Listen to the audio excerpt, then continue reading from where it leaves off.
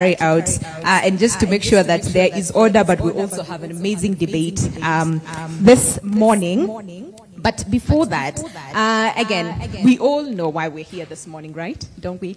We all know why we're here. And we cannot understand intergenerational exchange and collaborative problem solving. In this spirit, we pursue an intergenerational co-leadership that facilitates Africa's collective reimagining as well as re-emergence in the global space through a highly visible public intellectualism. This approach is needed to speak back to passive continental leadership and also to a passive continental leadership space. The African Union, along with regional economic communities, need urgent renewal through injection of new ideas. A critical but engaging and fresh look is needed to enable a meaningful response not only to the rampant insecurity that threatens the stability of Africa's regions, but also to a disordered global space that might impact Africa negatively if it remains passive. And already the evidence is blatant in our faces.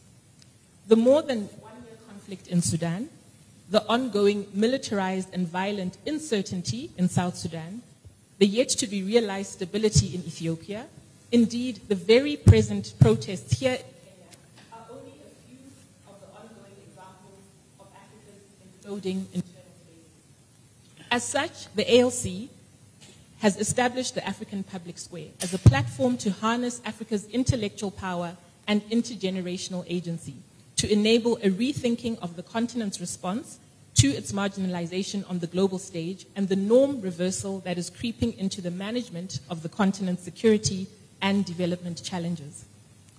The APS, as we name it, aims to speak back to established agendas in the global landscape that place Africa at a disadvantage. It also aims to offer new solutions and proposals for re-energizing Africa's normative and response framework with possibilities for Africa's renewal. It aims to expand the constituency of actors that speak for Africa when the spaces for engaging state and continental action are closed. Today's open debate on Sudan and South Sudan is held in collaboration with the Africans for the Horn Initiative, a solidarity platform established to amplify citizen action and voice in response to and resolution of the crises that increasingly plague the Horn of Africa. The partners or collaborating partners in this initiative are Atrocities Watch Africa, Pan-African Lawyers Union, and IRI based in Uganda, as well as the African Leadership Center. We are delighted to have you here and look very much forward to today's debate. Thank you so much. Karibuni sana.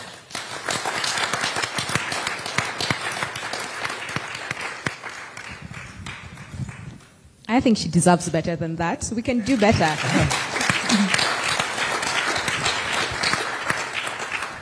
Fantastic. Thank you very much. All right. And right about now, clearly we have so much work ahead of us and as far as this debate and coming up with the solutions, as far as our issues right here, as far as our continent, and that is Africa, is concerned. And of course, we'll be seeking to answer, various questions, but key among them is, can Africa escape the twin tragedy of deinstitutionalization? I do not want to bite my tongue. And this is through militiafication, I'm telling you, and externally imposed templates. So that is the question that we'll be seeking, answers this morning. And again, we can see our able panel is already here, ready for the discussion. And before that, let me first of all introduce Dr. Shai Mwangola to give us an acknowledgement, and then I'll come back and give us a few of the house rules. And this is as far as the speakers are concerned. A round of applause for her.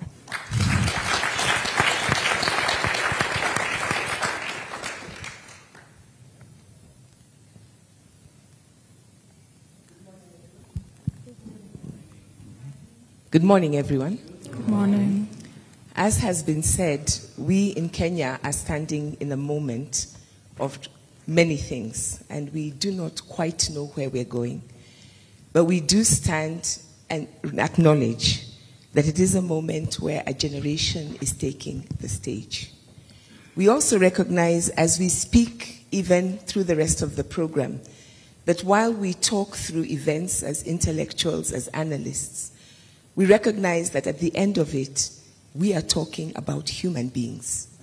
We recognize that we are talking about people's lives. And I would like you to join me in standing as we acknowledge some of the lives that have been lost in this last week.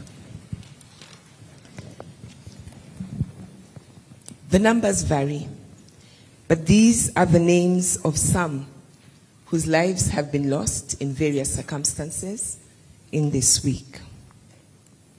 Dr.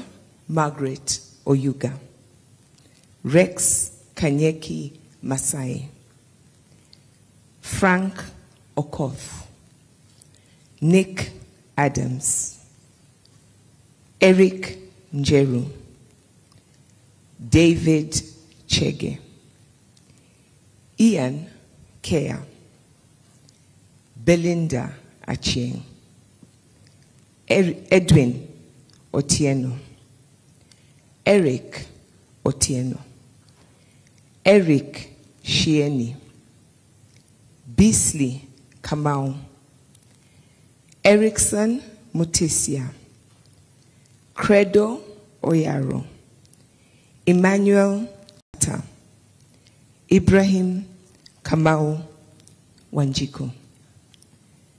As we take a minute in silence, we acknowledge not only these lives and the others that have been lost in Kenya, but even as we talk about Sudan and South Sudan, we acknowledge the many lives, especially by young people, but of people that are at the heart of what we are doing here today. Let us take that moment of silence.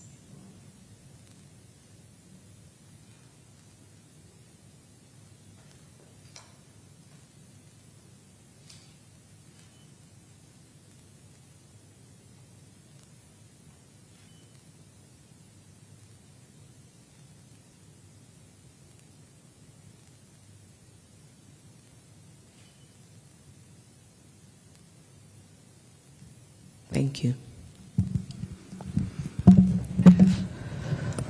Thank you very much, Dr. Shai. And it's true, we cannot overemphasize how important it is for all of us to really understand the impact.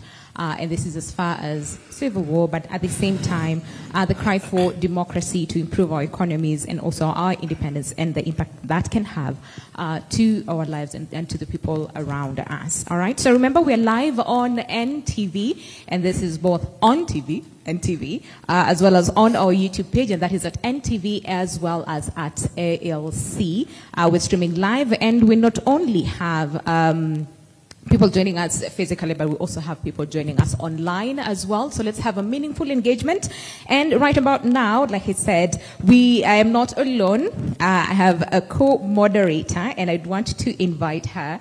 We have Professor Funmi Olonisakin to join us on stage to take us to the next level.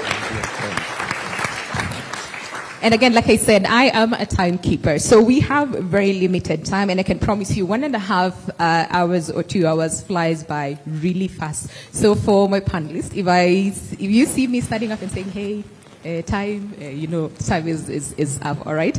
But Professor Funmi, take it away. Winnie, thank you so much. That was well said. Good morning, our special guests, distinguished colleagues. Welcome again to the launch of the African Public Square. As our director, as our executive director of the African Leadership Center said, the African Public Square will speak to the most pressing issues of the day. When this launch was planned, Sudan and South Sudan were seen as pressing issues at the fore of our attention, regionally, but globally, even with the fact that the situations in Israel and Gaza and in Ukraine, Russia, have been on the forefront of that attention constantly. This week, as we've heard already, Kenya came to the fore of attention. a conversation, and actually the word conversation is a theoretical and practical construct at the African Leadership Center. We have researched it extensively, and this notion that we're constantly in conversation. That conversation between the people of Kenya, the youth of Kenya and their leaders became tragically violent this week. And my thoughts, our thoughts, are with the people and the youth of Kenya and the families of the young people and people who lost their lives this week. But the point is, youth protest. And why youth protest? Another area of research at the African Leadership Center. Connect the situations we have seen this week and the countries, South Sudan and Sudan, at the core of today's debate. As we launch the African Leadership Center, we want to show how a different approach to having conversations of this nature continentally can be brought to life.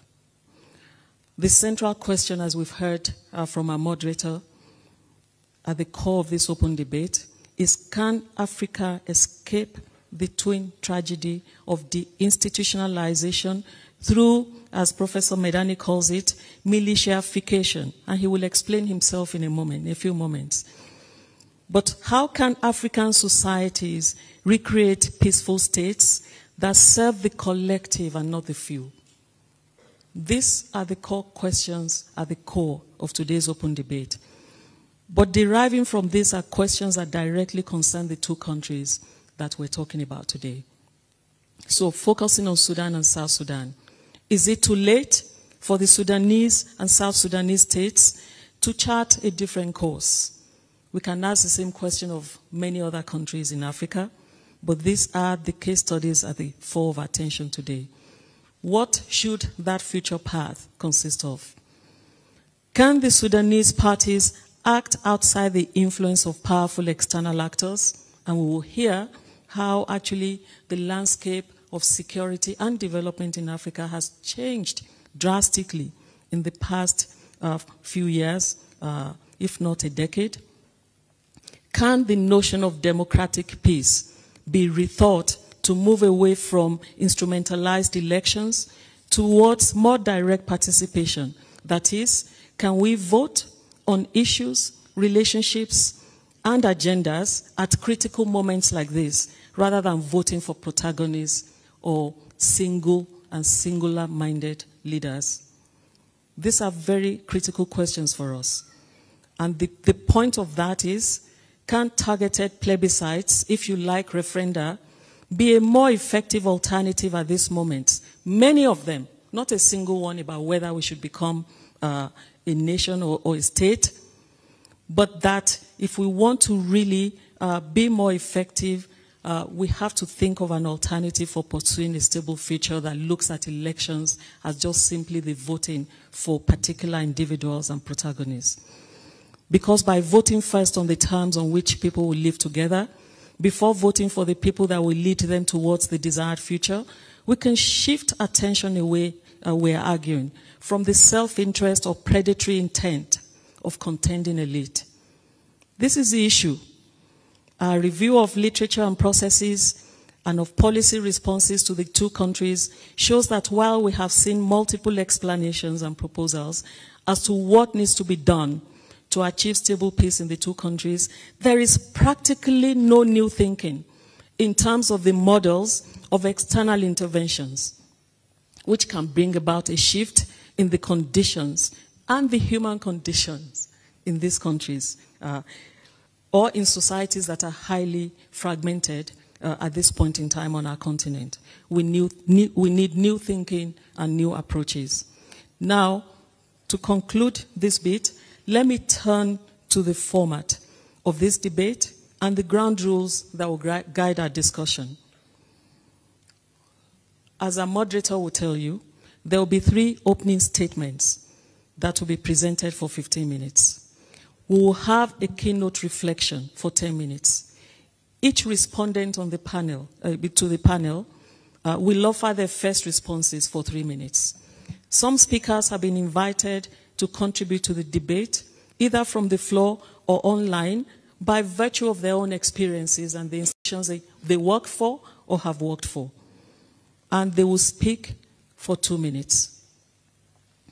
Additional speakers will be invited from the audience to join the debate, and they will speak for 1 minute, no more than 2 minutes, so that we can get as many people as wish to speak. A speakers list will be opened for a set period, and our moderator will direct us to when that speakers list opens.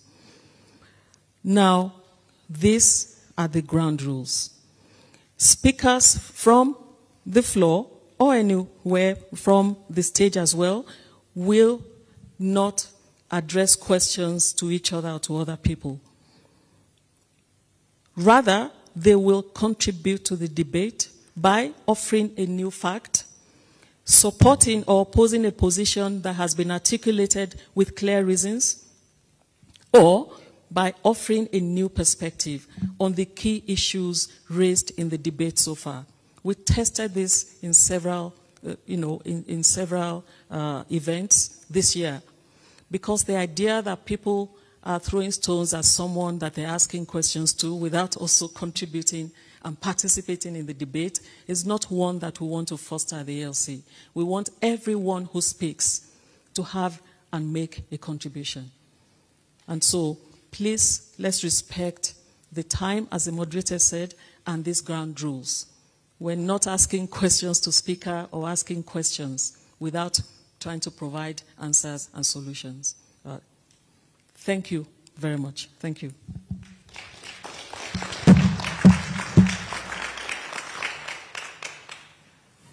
All right, now we know what we're supposed to do. And without further ado, like I said, time is not on our side. We have very limited time, and we need to get the most out of the time that we have this morning. So we'll have 3 opening statements, and I'll read brief bios. I was going through their bios, rich, extensive bios, that if I start reading through all of their bios, we'll be here the whole day, and we don't really have much time. So the first person to give us an opening statement, we have Professor Medane Tadese.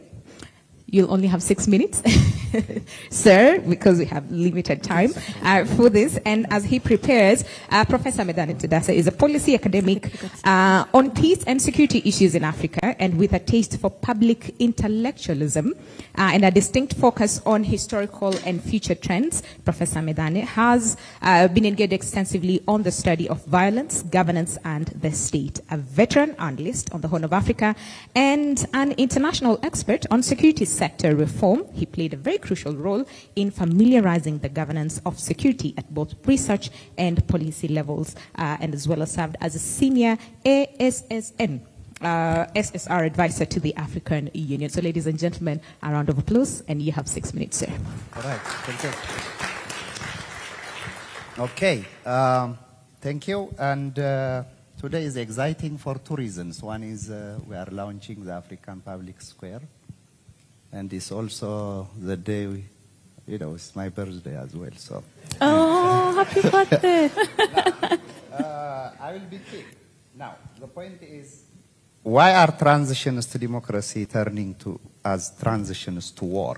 I mean, it's, you have Sudan, you have Ethiopia, everywhere. So, is it the format of the transitions? Are we missing, the issues? Like Funmi said, should we first settle the issues of the state, of governance, before settling on leaders? And the question would be, which one is high leverage or high return route? I think that is the question that we need to ask. I think we are wasting several years by not wasting few hours in asking the right questions. I think that's the whole issue here. Now, in terms of my talk, I think states throughout the world are facing multifaceted crises of legitimacy, sovereignty, and democracy. A crisis that mainly began in internal destabilization processes, but recently overwhelmed by militarized politics at the regional level. Let's see how that plays out in Sudan.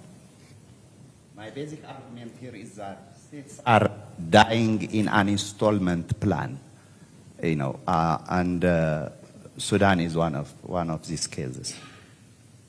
So, what is militification here that I brought about? It is a dominant form of deinstitutionalization because we see it, we see the forces, we see how they control territory, we see how they control the political economy. It's a broader aspect of deinstitutionalization of state-led governance, state-led economy, the economy escaping the state, the foreign policy being rented or subverted by non-state actors. This is basically, the broader aspect of it. But when we come to the global aspect of it, the external aspect of it, I think it's about deregulation. Deregulation everywhere, including deregulation of violence.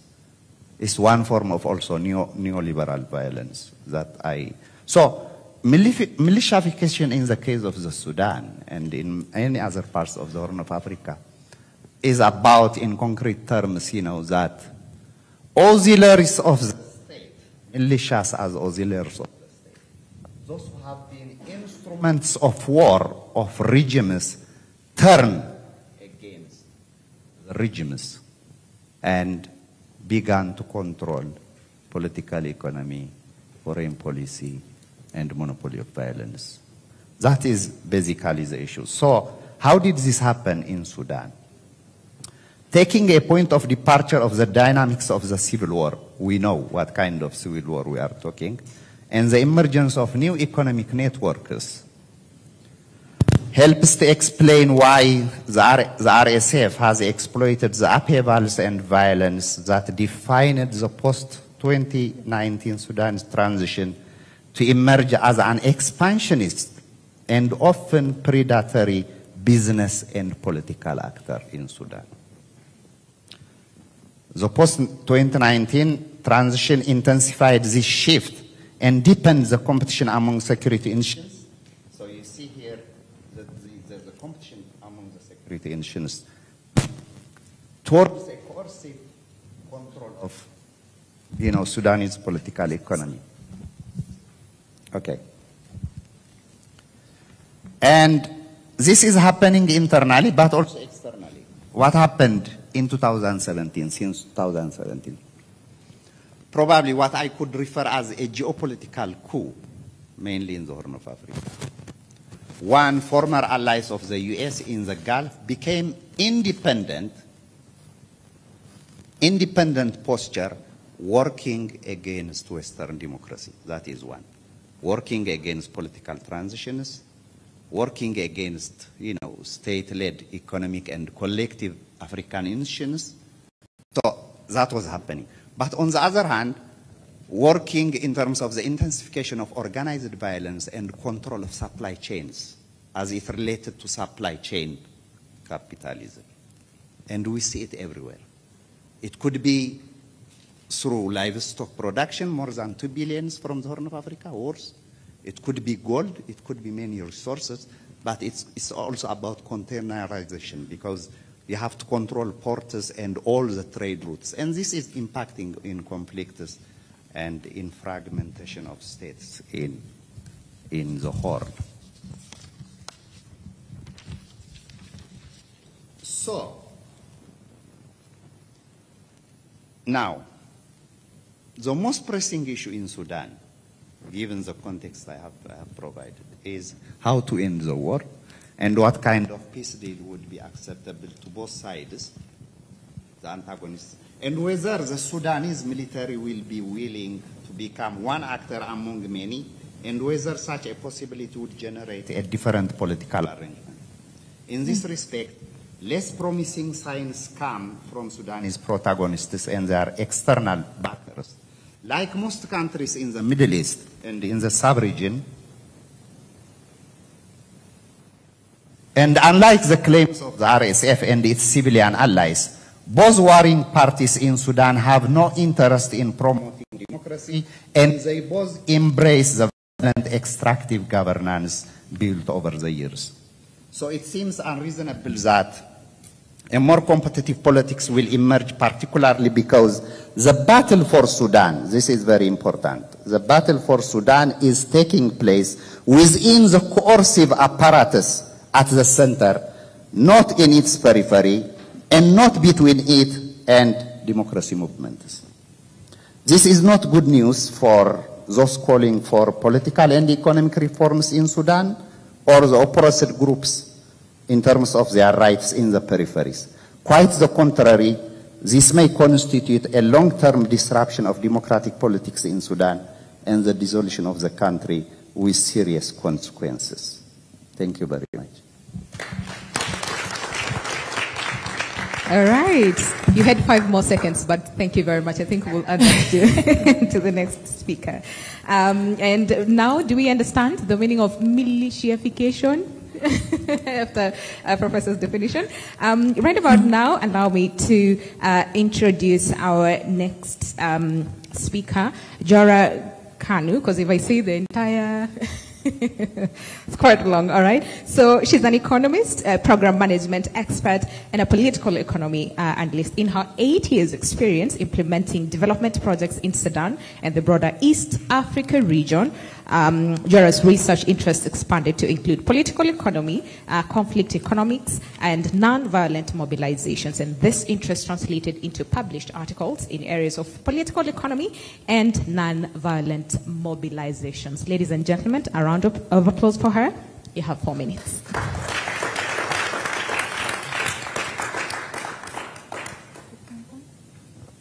All right, Jora, is she joining us online?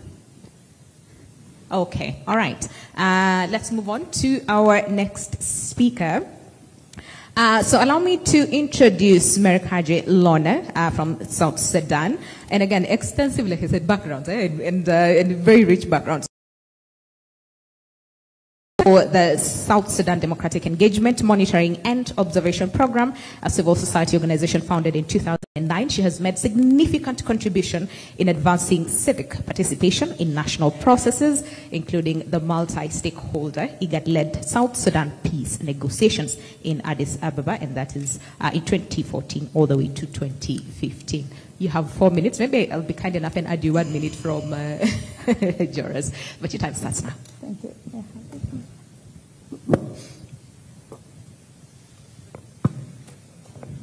Yeah. No, thank you.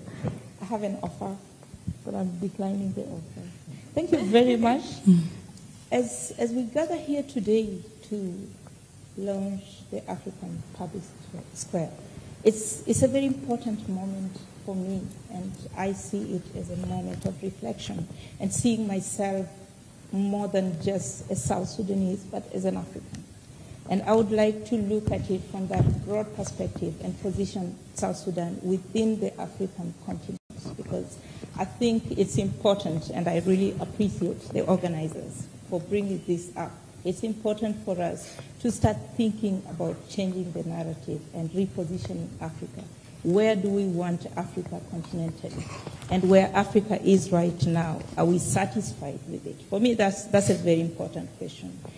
And looking at that, then the question of cultivating sense of agency and amplifying voices cannot be ignored.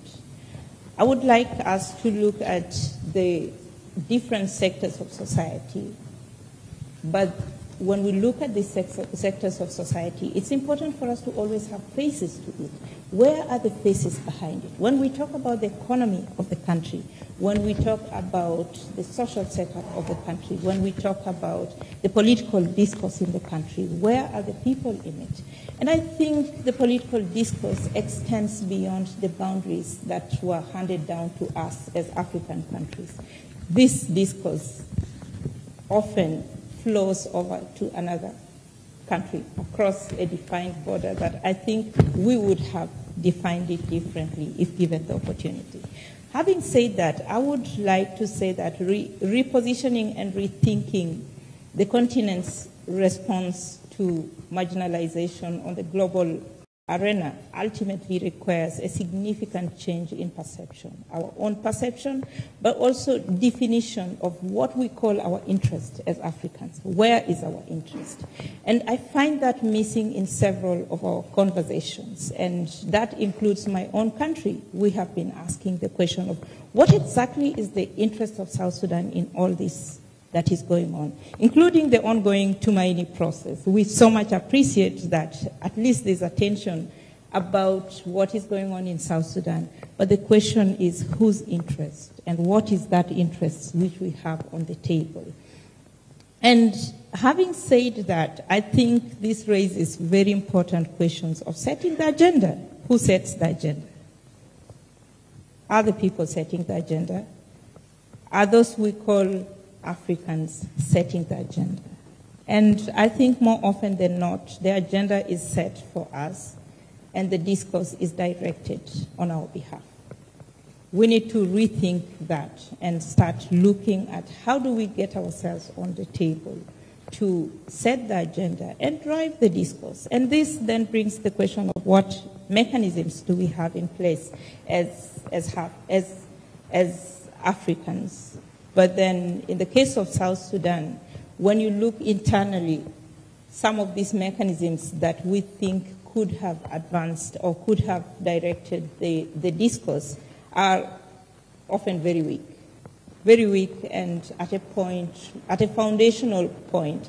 I think many of you will agree with me that if you want to position some of our states, including South Sudan, in a particular framework of well-established or existent states, once upon a time I have said, and I'm saying it again publicly and asking this question, is South Sudan a state, or South Sudan is still at a formative state? Is South Sudan a de facto state? You know, those are questions that keep coming up. I'm not questioning the independence of the country, but there are things that we need to put in place. Those things are very important. And I think Africa needs to be able to move as a bloc, because then when we have those pockets, we end up still continuing with the impact of colonization that has continued to redefine how we look at things. And that then makes us to design or to inherit. We still continue so many years after colonization stopped, after actual colonization stopped. You realize that when you analyze some of the systems that we've set for ourselves, it's like a replica of what was there, and we could clearly see where you fix the colonial governor and all that structure. Where then do we redefine that? I think internal conversation on African continent is very important. And this conversation can never be complete without inclusion of Africans from different spheres of life. I also want to say that we are blessed, and Africa has never been at an opportune moment like now, where we have tremendous shift in the population. We have fairly young population in Africa, but then this young population is not only youth bulge, but it's youth bulge with knowledge, youth bulge with technical expertise. We have the private sector. The private sector in Africa, the entrepreneurial growth in Africa is immense. How do we harness that for governance in Africa? And I think, for me, that is a very important point, including the diaspora. Then looking inward, we can clearly see where to position every expertise in terms of how we structure the polity in the country, how we organize the politics, but also how we design the policy frameworks that drive us as Africa. And finally, I would like to say that it's time we wake up and start thinking of unionization as a move to be able to take Africa, but amplify African voices in a more stronger way and in a more befitting way. And I think this does not only apply for Africa as a continent, but it's a discourse that we have raised back home in South Sudan. We need to start activating the unions that did exist. Thank you. All right, very pertinent questions over there. and again, whose interest? Who? What is our interest first of all, and who sets the agenda? Very, very pertinent questions that I'm pretty sure we'll be reflecting on as we continue with this conversation. Yeah. But right about now, time really flies. Allow me to call on to Professor for me to take us through this next stage, where we'll be taking a look at the keynote reflection. Professor.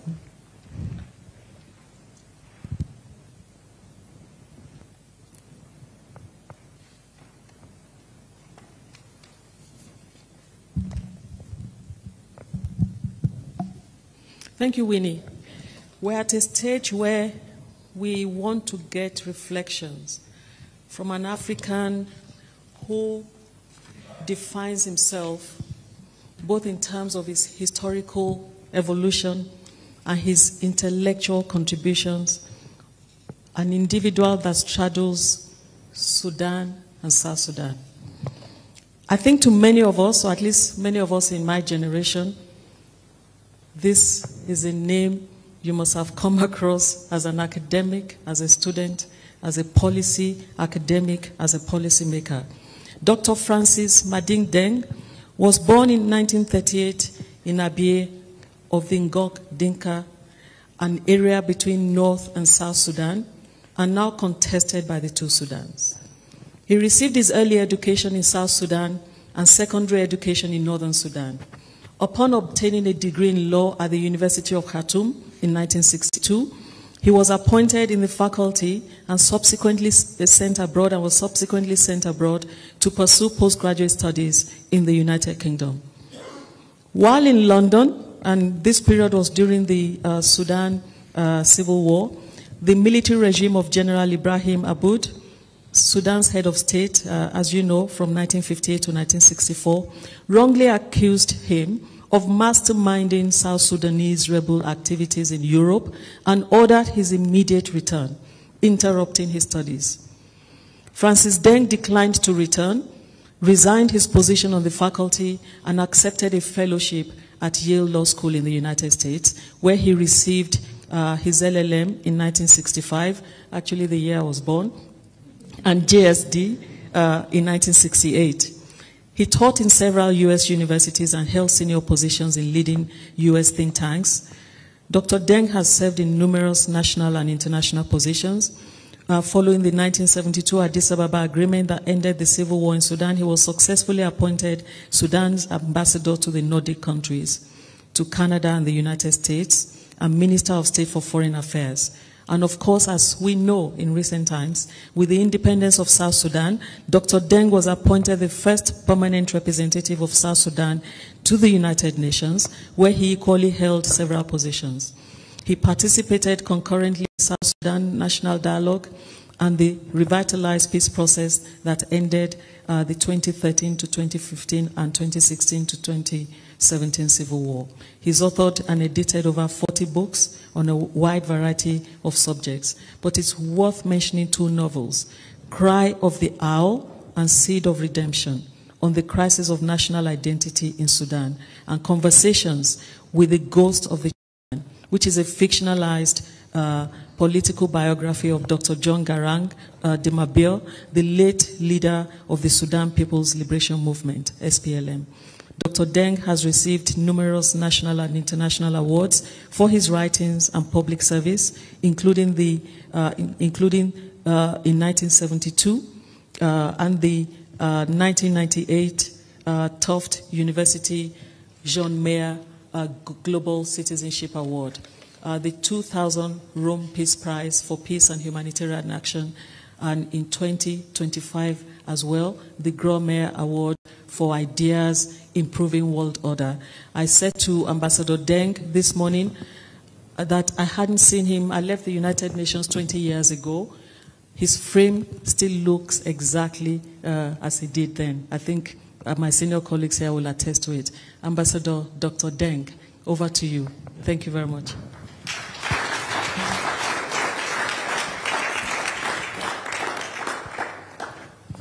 Thank you very much for that long introduction. I guess it tells my age, and I'm glad to be in Africa where age is given due consideration. It's off? I understand the microphone is off. Can I?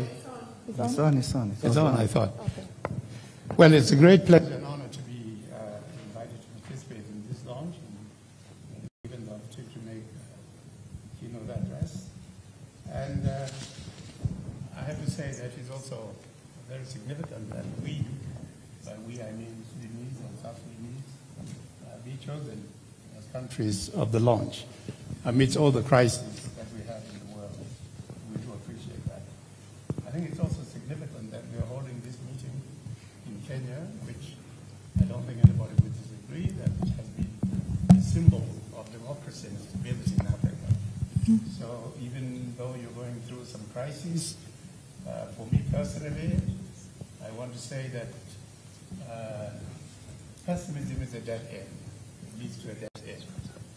And optimism is a challenge for reflection and action. So as we discuss the crisis in the Sudan, I personally believe that we also look for opportunities in crisis. Now, I would like to see the Sudan in the context of the region, that is Africa, and globally. And again, going back to experience and age, I'd like to link this to some of the experiences I have had representing the Secretary General on internally displaced persons and prevention of genocide. And in that context, I have to say that 4 principles come to mind, which I would very much like us to bear in mind as we discuss the situation in Sudan. The first is identity. And I know that many experts consider identity as too elusive to be a subject of meaningful discussion and resolution of conflicts. But identity is essential to every individual and group. Then we link that with dignity, human dignity. And I have to say that every community considers itself the symbol of the dignity of being human, both as individuals and as groups. In isolation, that is innocuous. We can think whatever we think of ourselves as the model of God's creation. But when we then get involved in a context of diversity, interacting with others who equally feel very special, then we get into the concept of how to manage diversity in a constructive way. That management of diversity leads also to the demand for equality. And these 4 factors are very relevant in the case of the Sudan. Let me say that I have been focused on the crisis of national identity in Sudan for quite a number of years. And if we look at it from a historical perspective, which I have to say until very recently, Sudanese were evasive about. They were in denial. This is a history in which if you were a Muslim, Arabic speaking, culturally Arabized, and you can imagine or trace your descent to any of the Arab countries, particularly Arabia, then you are elevated. You had a status of respect, recognition, and dignity. If you are an African and a heathen, you are a legitimate target for enslavement. That complex dichotomy crystallized into the North and South. North being considered Arab and Muslim, South Christian, became Christian eventually, but African traditional belief system. That dualism was found by the colonialists and became stabilized in terms of North and South. So what you could say is the 2 identities that evolved in Sudan was one, the identity of the North was identity of assimilation, which actually had a way of elevating you. So if you could elevate yourself by adopting the symbols of identity that were recognized and respected, then you went. And most people in the northern categories, irrespective of how African or black or brown where you are elevated. Africans in the South adopted a culture of resistance. They were the target for slavery. And therefore, their identity became one of resisting that. And even when colonialism came and recognized the two identities, those tensions between assimilationists and rejectionists continued. While the colonial powers were there, they laid a degree of stability, control on the country as a whole. Once independence came, and in fact before independence, by a few months, Southerners saw that we were going back to the old days of domination by the North. So what I call resistance translated into rebellion began in 1955. Sudan became, a few months later, 1956, the first black African country to be independent. Usually it is said to be Ghana, but that's because Sudan's identity was seen as somewhat anomalous, associated with the Arab world and all that. In any case, that resistance took two forms, and I'm going to go through history very fast because of the time factor. The first resistance was in the form of a separatist movement. South Sudanese were fighting to become independent, but Africa was adverse to breaking up countries. So in the end, we compromised 17 years later on autonomy for the South. That autonomy was violated 10 years later, so the country fell back into war. This time, the leaders of the resistance or rebellion or liberation movement, particularly Dr. John Garang de Mabur, whom I wrote about and was mentioned there before, saw that Africa was not interested in breaking up countries. And so they adopted the vision of a new Sudan of inclusivity, equality, and dignity for all. So for years, some 20 years, that was the vision. I cannot say for absolute certainty that the leadership of South Sudan was committed to unity, because there was also a realization that the identity divisions within the country would probably not accommodate unity. So there was a fallback position. That fallback position became, in a sense, the solution to the end of the war. I was honored to co-chair a task force which was to develop a policy for U.S. mediation. And in the end, the position we took, and being the only African, only Sudanese on the task force, my position was, if we want to preserve the unity of the country, which everybody wanted, then we have to adopt a system that recognizes the identity of the North as Arab Islamic and recognizes the identity of the South as African secular. And we developed, therefore, a concept of one country, two systems for the interim period. My personal commitment was that that framework would hopefully lead, in the end, to an integrated Sudan of equality, and that it would be an interim period of evolving towards a unified identity. It didn't work. South Sudan became independent. But South Sudan had already inspired non-Arab elements of northern Sudan, first of all, to join the liberation movement. But when South Sudan became independent, those groups, particularly in the Nuba Mountains, southern Blue Nile, and Darfur, continued the rebellion, or continued their own struggle for independence, because the vision of the new Sudan of inclusivity, equality, and dignity for all became very inspiring, especially to those areas of the north that were marginalized and non-Arab, and liberal elements in the central Sudan. So you could say, therefore, that what is going on now, even with the independence of South Sudan, is a continuation of what had started in South Sudan. A colleague, Jan Eliasson from Sweden, was the UN Special Representative or Special Envoy for Darfur. And he and I used to share the forums on Sudan. And he would focus on Darfur, which was labeled by a number of countries as experiencing genocide. My argument was always, don't isolate Darfur.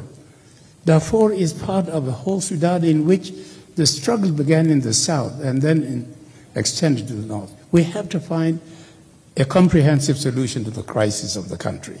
Well, that was not something that people took easily. They thought Sudan was too big, too complicated, you could not easily solve it. And so we should focus on Darfur, isolate Darfur as a way of at least ending that conflict.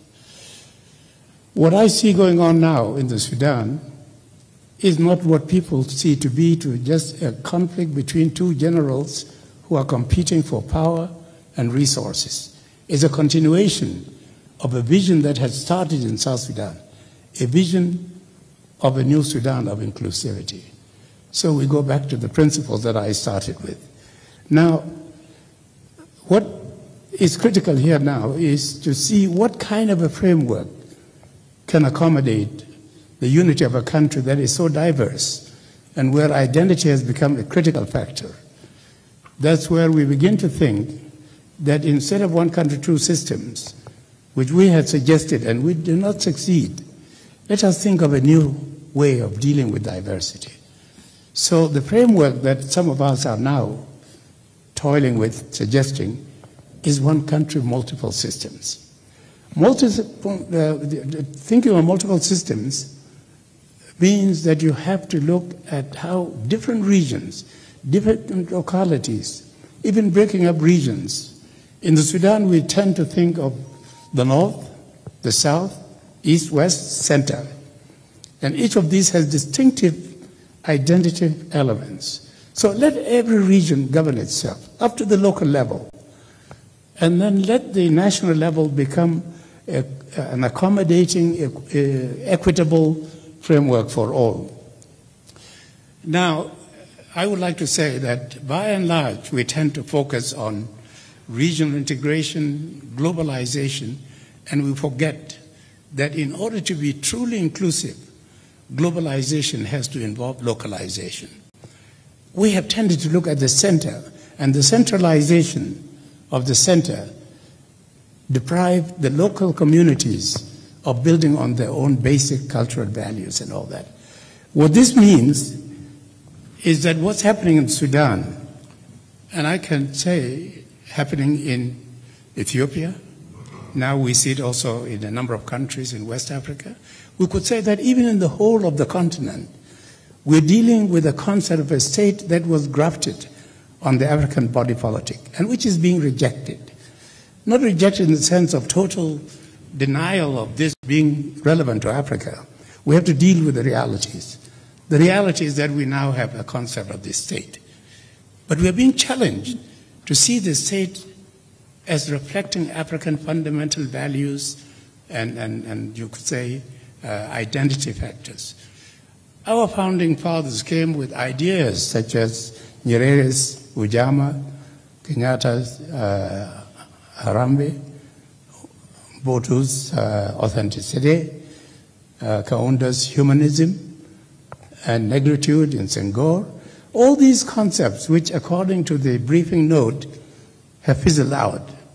But this was a search for an African cultural context, African values that will sustain our governance system.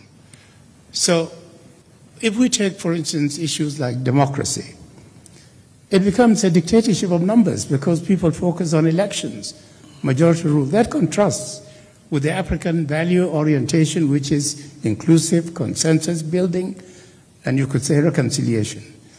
You go to issues of human rights. Kofi Annan used to say we see human rights as though they're imposed from above. No, human rights are also African rights. If you take African value system, the importance placed on the human being, you could say in some respects, there's comparative balance between different cultures, but Africa has a major contribution to make to that. You take to conflict resolution. We are consensus-oriented, reconciliation, as opposed to adversarial. So we need to understand we cannot wish away the state, it exists, but we need to revisit some of the struggles of the founding fathers to find an African foundation for the African state. That is why now throughout Africa, we're dealing with the concept of African constitutionalism, a constitutionalism that would recognize certain global parameters, but focus on African context, African cultural values, African institutions. Let me hasten to say, again, going back to my long experience, I was in China in the 80s, and I was eager to see some comparisons between the issues we're dealing with in Africa, particularly, being my bias, cultural, African customary law, and the cultural values associated with that. Now, initially, the Chinese were tracing their legal system to Germany. But as the conversation went, and they saw my bias for culture, they began to say, we want to build China on the basis of our cultural values and institutions. We want to build China the Chinese way. I would ask, what is the Chinese way? They would say, we do not want to become a dumping ground of external ideas and products. We want to be independent and then connect to the world on equal footing. That's where we are. And many of the Asian countries that have actually experienced development in an impressive way have been very much guided by their own fundamental cultural values. So I would say we in Africa, and given the fact that I have only 10 minutes which are over, we need to go back to those fundamental principles that I started with. Identity, dignity, recognition for diversity, and justice, equality. If we know who we are, and we know what our cultural fundamental values are to guide us with confidence, we can then negotiate a global order in which we have equality. And I have to say that this issue of identity and the crisis of identity is global. My experiences around the world, literally, show that these were very divided nations. I would leave wondering what would bring these countries together to be a nation. So we have to say our crises are not only African, they're global. And if we join the international community with a sense of confidence of who we are, and going back to the search of our founding fathers for what is the core of our strength, then we can move towards building a nation that is founded on diversity, recognizing diversity, whether it is one country, 5 systems, multiple systems, and building on the common values, building on the community up, and then negotiate an African regional approach. Why are we shying away from what our founding fathers wanted to form an African unity? And a few years ago, of all people, it was Gaddafi who came up with the idea of the United States of Africa. They even had a number of ministries. Why not go back to that? The time has come to do that. I'm sorry to have gone over my time, but I'll end here and say, let us put our house in order and then join the international community on the basis of confidence in who we are and what we offer the international community. Thank you.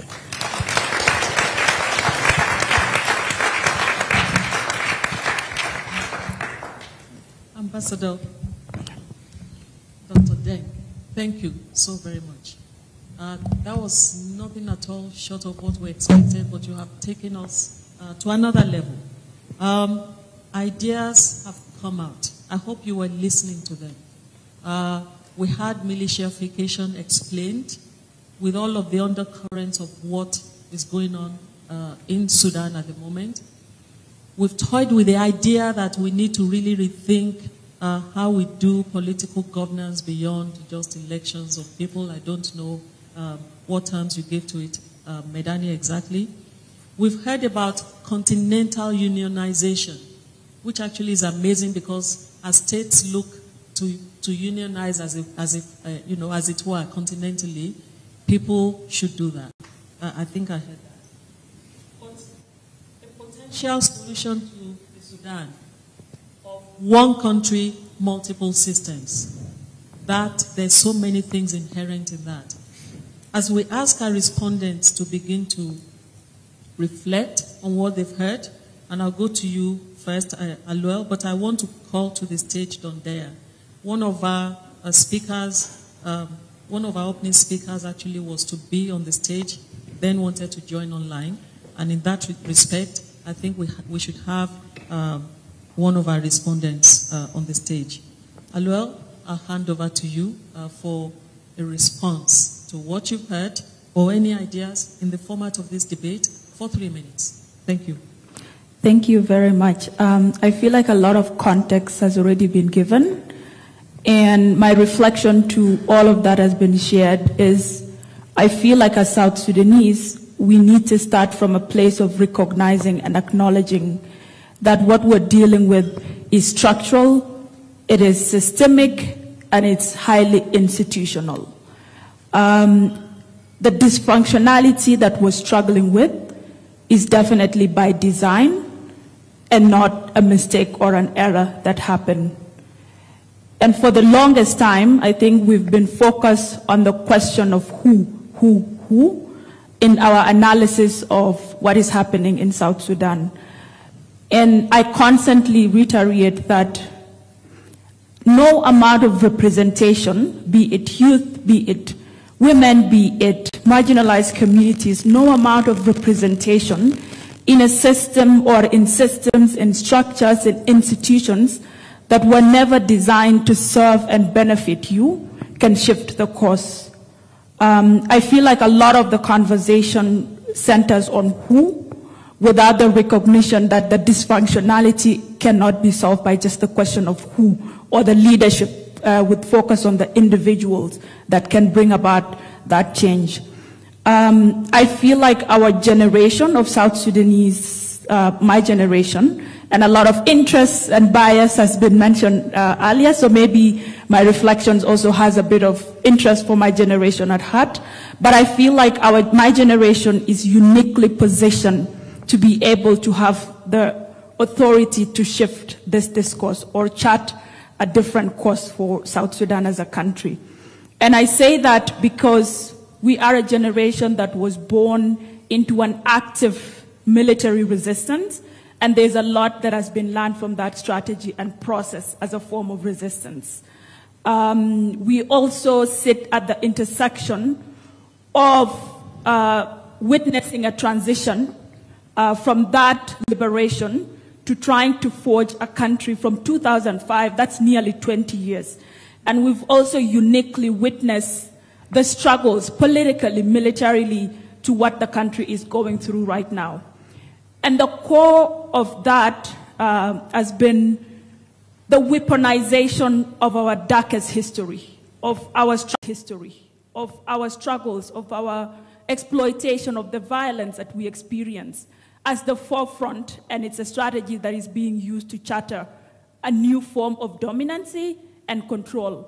And sitting at that intersection, right now we have a country where the majority of citizens are rightfully numbed because of a generation that spent their lives fighting for liberation, for freedom, for a new vision of a country that would be more inclusive, that would serve the interests of the people, but have been betrayed in that process. A generation that is rightfully exhausted of fighting, and no matter what is happening in the country, everyone seems to be completely disconnected from or feeling the need that they have the power to influence things politically. We are also a generation that is sitting at that intersection of an upcoming generation that feels frustrated with everything that is happening. And we can see the ripple effect of that with what is happening in Kenya, a generation that is just entirely saying enough is enough, enough is enough. And I feel like as a generation that is uniquely positioned in this mix of these generations and contexts, and this rich history of South Sudan or the Sudan leading to where we are now in the region and globally, I feel like we have an opportunity to shift the question that we're asking. That is not about representation, it's not about who, but really that we start to ask the questions of what and how. If the systems, if these structures are not working, the systems, the governance, the political directions that was designed to serve and govern the country. The who question is absolutely important, but I feel like it's about time that we start to ask the question of what and how in regards to redefining what does governance mean for us as a people? What are the institutions that we envision? If the institutions that have been existent since the formation of the country, if at all we can identify ourselves as that, have historically continued to fail citizens, historically continued to serve their intended purpose. I do believe that the institutions are not dysfunctional. I feel like they are perfectly functioning the way they were designed to function and serving the interests of those that they were designed to serve. And those interests are not South Sudanese people. They are not the ordinary South Sudanese population, and especially young people.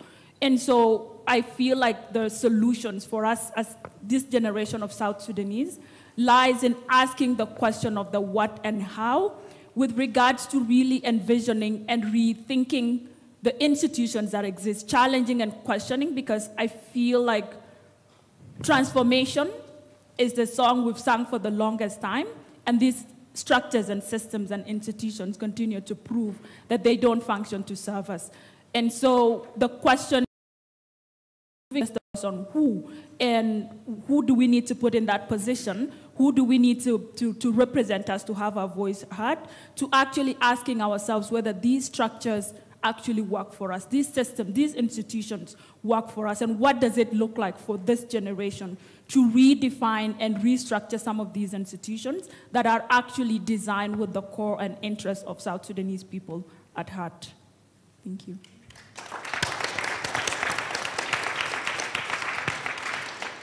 You're showing the older generation how it is done. And this is why this intergenerational co-leadership is absolutely necessary. It is not the who. So every time we think about the who and think about leaders first, we fail to look at the systems, at the institutions. Who do they serve? Some cogent points on the table there. And I forgot to introduce you. Let me do justice to your bio. Aluel Atem is a development economist, a blogger, and an African feminist activist from South Sudan with a primary focus on conflict transformation. And you said, the song of transformation. We've been singing that song for too long. We do something now on transformation, gender, and sexuality. She co-created 2 women's rights initiatives in South Sudan. Mamara Sakit Village, a young South Sudanese feminist community, and Crown the Woman South Sudan, a women's rights organization. She's an editor and curator for Gender Talk 2011-211, a radical South Sudanese feminist traditional and digital multimedia platform, and writes for African feminism, and a host of other things. I want to thank you. The debate continues. And whilst this debate continues, let me introduce Donald Omondi Daya, who I have a relationship with in another network, but whose organization ALC also has a relationship with. Mr. Daya is an advocate of the High Court of Kenya. I was previously the CEO of the East Africa Law Society, and before that, Deputy CEO of the Law Society of Kenya. He has also worked with the Kenya section of the International Commission of Juries. While at EALS, that's the first one, East African Law Society, he founded the East African Civil Society Organizations Forum. Among other things, he chairs the executive committees of the Pan-African Citizens Network, formerly known as the Center for Citizens Participation, and so on. He has an extensive bio, and I'm going to leave it at that. Over to you, Don. 3 minutes again. Thank you. Thank you very much, Funmi. Time being short, I'd like to speak of 4 things and end with a challenge. And I'm thinking very much of Sudan and South Sudan, as well as my own home country, Kenya. And I think it is important that even though we're living in the magic of the moment of what might be possible in Kenya, that we don't forget the sheer scale of suffering that is going on as we speak in Sudan and South Sudan, the sheer carnage, the arrogance of those generals, those thugs calling themselves generals, and what it means for all the countries of the region. So I want to speak about issues, interconnectedness, regional governance, innovations, and end with a challenge to us all. Issues. What are we learning from the Gen Z in Kenya over the last fortnight? And it's not new. This is also what we learned from the EndSARS moment in Nigeria 4 years ago, from the revolution, the People's Revolution in Sudan in 2019. And we're hearing murmurs of the same coming out in Malawi, in Ghana, over the next few days, is that it's about the issues. The young people, the Gen Z, are going beyond political formations, political movements, political personalities, and they're focusing on the issues. Is it governance? Is it the cost of food? Is it corruption? Is it the conspicuous consumption that our leadership class are putting us through? So really, let's focus on the issues. Yesterday, we had 120,000 young Kenyans in one conversation on X. Over the weekend, we had over 50,000, and they're articulating issues, and they're not shallow. And they've read everything that needs to be read, be it the Constitution, be it the budget, be it the finance bill, and so on. Second is interconnectedness. And both Adwell and I think Lorna, and also, of course, Ambassador Francis Deng spoke about it. Our communities are connected. Our societies are connected. We were divided by lines drawn somewhere else in another epoch. Our economies are very interconnected. Our politics are very interconnected. Our dictators are very interconnected. They're all over each other's business. They're all looting from each other's countries. If you look at the DRC, Eastern DRC, everybody is there. Burundi is there. Rwanda is there. Uganda is there, and so on. If you look at the Horn itself, everybody's in everybody else's business. So the question is, and for us, that's why we established the Africans for the Horn of Africa, because it was not enough to look at the crisis in these different countries, Ethiopia, Sudan, South Sudan, Somalia, in isolation to each other. And even the interests that are affecting them coming from the Gulf and from further afield are all over the place. So we, the people, also have to be interconnected. Our Pan-African solidarity has to be very conscious of this. The people-to-people solidarity, even if you can't affect directly the fate of your sister and your brother in South Sudan, in Darfur, and so on, that you show that you care. The kind of solidarity events we've seen in Nairobi, vigils, talks, and so on, we really must demonstrate that more. But this brings out a third issue, the importance of regional governance. If we are so interconnected, the national governance systems, the kinds that we're talking about, are not enough. So we have to relook at the African Union. We have to relook at IGAD, at the East African Community, ECOWAS, and so on, with this light that you may be a platform that helps us do the regional governance, including governance of the people. And it's not a granted. ECOWAS right now is on its deathbed. The people of West Africa have rejected ECOWAS because it is not fit for purpose. It is not where they are. Last week, we were telling our colleagues from the East African Community the same, that our Pan-Africanness predated you and transcends you. We can do without you.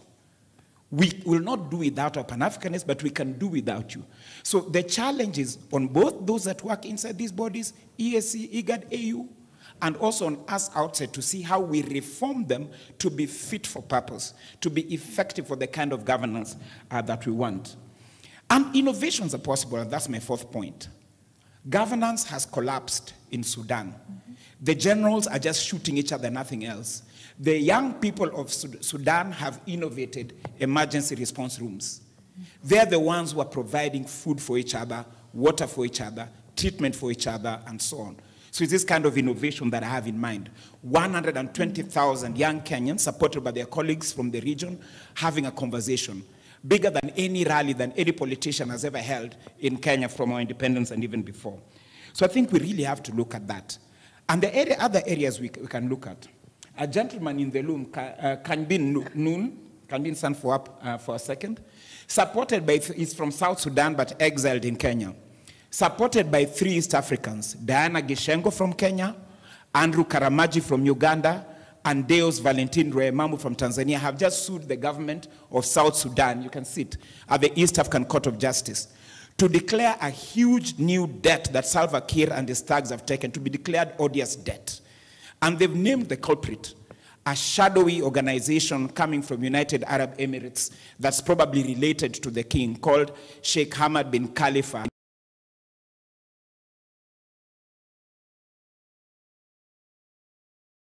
Mortgaging all known oil reserves in Sudan.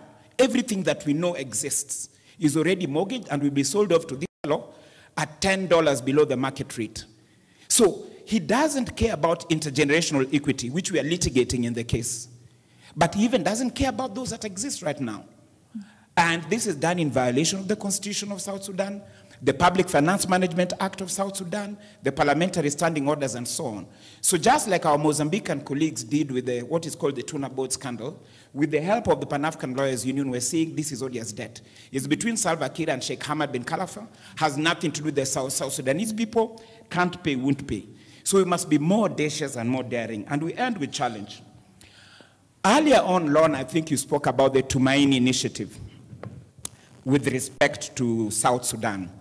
But you also articulated the unending transition and the fact that these people that we're dealing with are quite intent on never finishing any conversation. They will not. You know, they will pretend to, but they will not. So I'd like to remind you of another name in Swahili from my youth, the Ufungamano Initiative in Kenya between 1999 and I would say 2005.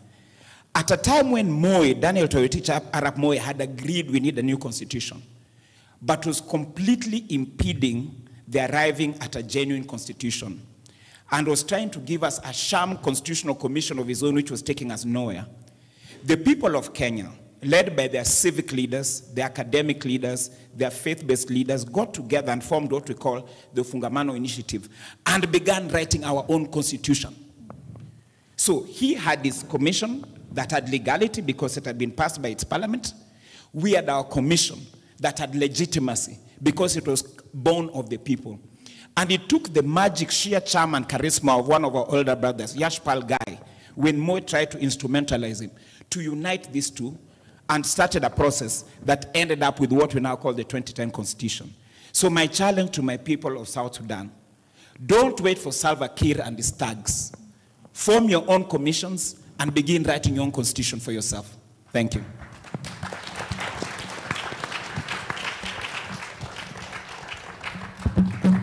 This is what the African Public Square was intended to do. A no-holds-barred conversation amongst African citizens, between those citizens and those who represent them. We're getting there because those who represent them are not necessarily sitting in the room. And I want to thank the representatives of IGAD who honored the invitation and are sitting in the room. We thought you will observe this and we'll engage you in different ways next time. Don, you have just opened the gates and we'll move on. But it's about asking the right questions. You put a challenge on the table. Earlier on, we saw how Medani was talking about transitions to democracy turning to transitions to war. But what you're saying is, let's focus on the issues of Pan-Africanism. Predates these leaders, will live long after them, and will extend beyond many of the things in this moment. How do we capture that and actually make Africa, you know, the great continent that it should be? Without further ado, I will now turn to General Martin Luther Agwai. Those who know General Agwai know that he's one of the few African generals who actually in many ways does not resemble one in that sense. But what he does is truly in the pursuit of peace on many levels. Martin Luther Agwai is a retired military general with a long distinguished military career and an advocate for peace, stability, and democratic values. During his service, General Agwai received numerous medals, awards, and recognitions. I recall one when I was at the United Nations. And he's held several positions in Nigeria and abroad, culminating in his promotion to a 4-star rank, an appointment as Chief of Defense Staff in 2006. There are not many 4-star rank generals, even in Nigeria.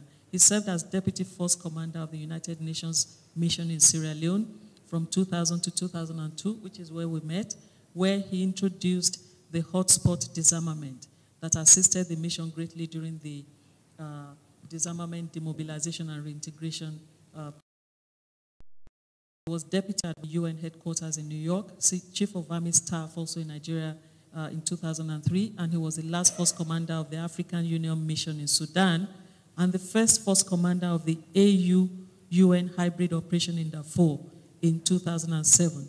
So I'm going to leave it there because yours is an illustrious career and your CV is long.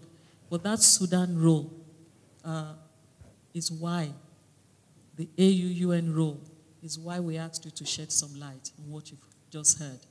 Thank you. General. Thank you very much for inviting me, and thank you for the opportunity I have to connect with some of my old friends and to make new friends. When I look at the CV and everybody around, I find I'm the very odd person out, and simple old soldier in the midst of scholars and the midst of everybody. But my story is simple, that I had the opportunity of being the force commander in Darfur. And what Ambassador Francis then have actually said is that when I arrived, I thought all the literature I read was, it was black Africans versus Arabs. And my first visit, we went to Nyala with my chief of operation, a British officer, to have a meeting with the Arab tribes. And after we finished the meeting, he asked me, General, where are the Arabs? Because we didn't see any light-skinned person. We saw people darker than ourselves, than me, and they are the Arab tribes. So I think that is the issue Ambassador Den have talked about, the identity. And then the next thing I saw very clearly in my stay is the exclusion of other people in the affairs of what is happening in the state. About then the last that worries me was that when I arrived in Darfur, there were really 3-4 major movement, rebel groups, or anything you want to call them. By the time I was leaving, there were 28. And what I remember, scrutinization that my friend and my brother, Professor Yusuf, says, if you want to be recognized, you have to look for weapons, you have to look at a group, arm them, and then you will be recognized. And then you will be called on the conference table. Yes. And what bothers me also was that throughout my stay, I now found out that the people themselves were not included in anything that was happening. They were excluded, and then we wanted peace. And above all, we were building fences. You cannot cross from Darfur to go to southern, now South Sudan. Yet, the philosophy and what people in South Sudan, then Southern Sudan, were doing have effect on what people in Darfur are standing for or fighting for. So I think the major thing, if we really want peace, I've looked across Africa. The military itself have at one time become the center figure, and people wanting power are looking for power through gun and not through working with the people.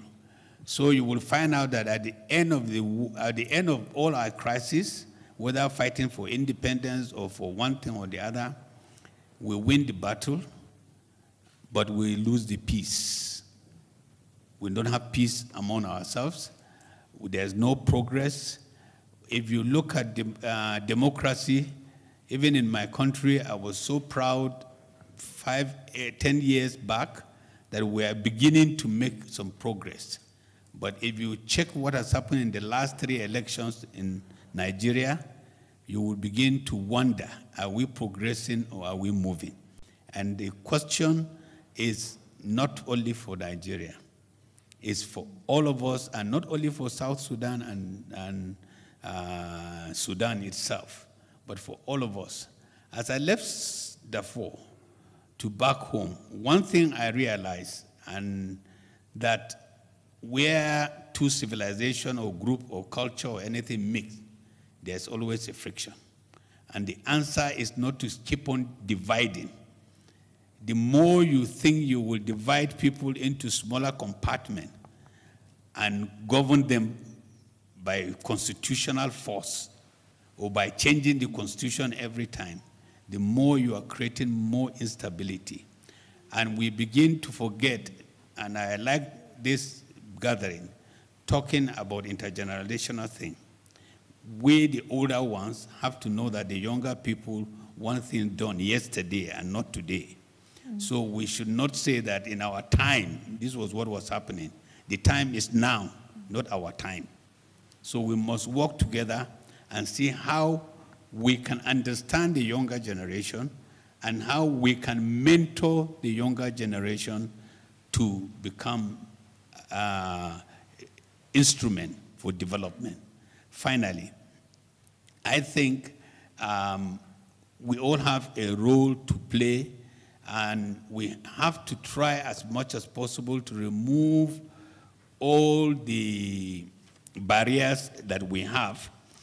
But we should not forget that, and we should be mindful and pray to God, whether nature or anything you call it, that we should faithfully manage and share all that we have. We have a lot. We are looking for, asking things and looking for development while we cannot handle the little that we have. It's from the little we have, and we know how to manage them and share them with equity and fairness. We will become stronger, and the stronger we are, the more we can look outward to face people. We have what it takes that other one, and they will not let us stay free. They will not let us sleep, because if we sleep, then they will lose, and the market will disappear. So I leave that thanking you very much for the opportunity to be here, and I hope that democracy will be practiced the way that we want for our people, including the people in the democracy.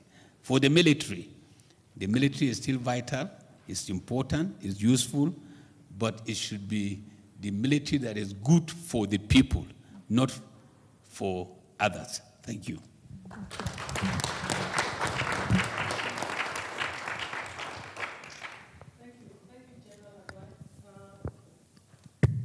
Thank you, General Aguayi. Let's move swiftly because airtime is real time, and we need to start fast tracking. We have been given a few more minutes to continue this. Can we allocate strictly following these 2 more minutes to have these conversations per person? But it's important to have Dr. Majak Dagot's voice. He's a visiting senior research fellow at the African Leadership Center at King's. He's a former deputy chief of Sudan Intelligence, deputy minister of South Sudan, and defense minister, of South Sudan. Now, this that I'm about to say defines him at this moment, and I think even in the course of his career. He has published articles in intelligence and national security, journals, risk research, small wars and insurgencies. He's the one person that I know has served in those roles and continues to write. Even when we give him a research assistant, he's finished the whole article himself. So you're welcome, Dr. Majak. Please, let's make it snappy. Well, thank you very much, Professor Funmi. And let me begin by saying that a lot of ground has already been covered by colleagues who have given expressive and very important personal perspectives on the current state of affairs in the African continent, in the Horn of Africa region, and in Sudan and South Sudan.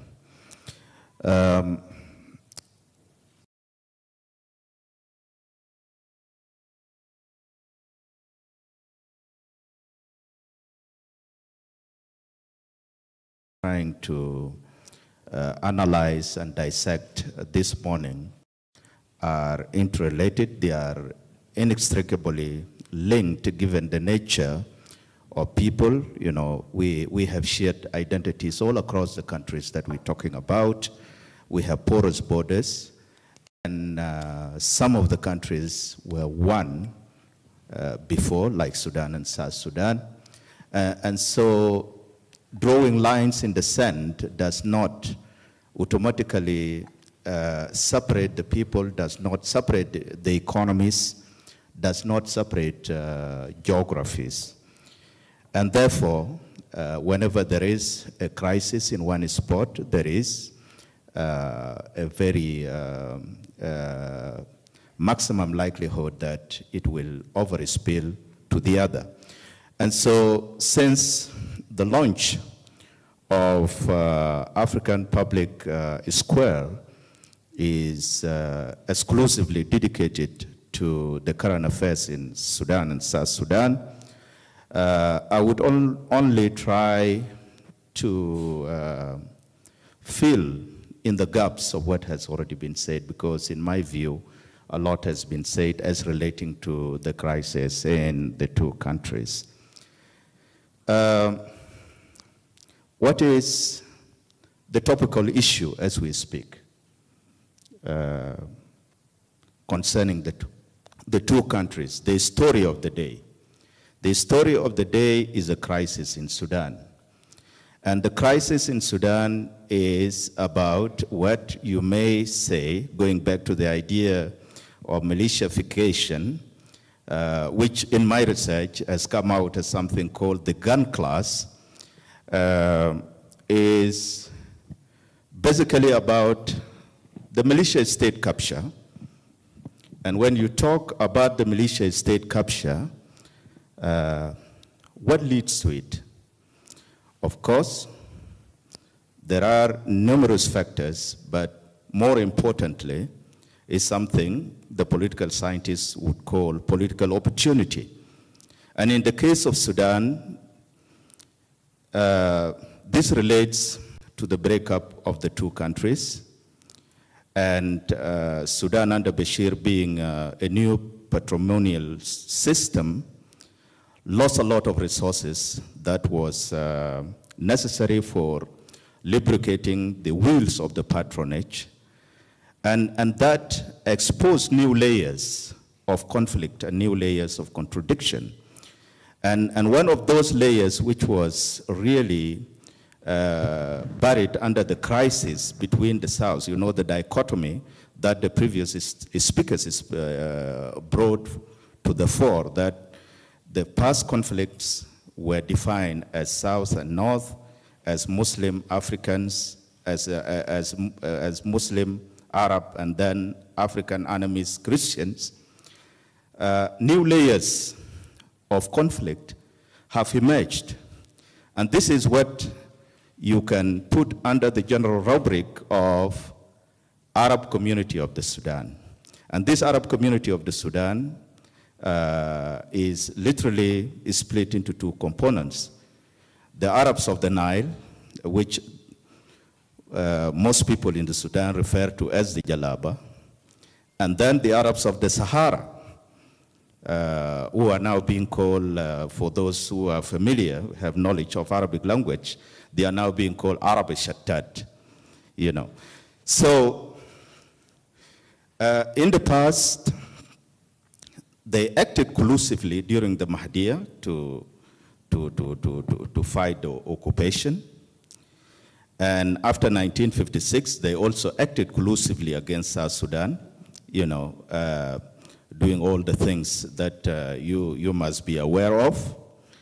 And with South Sudan exiting the Union, the conflict between these two Arab communities became very apparent, and especially with resources in Darfur, I mean the goal, and then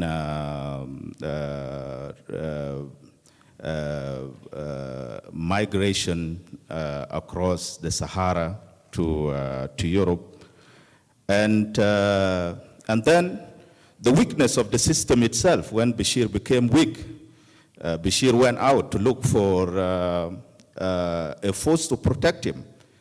And what we used to refer to as Janjaweed, which is now the RSF, became the most suitable actor in the scene.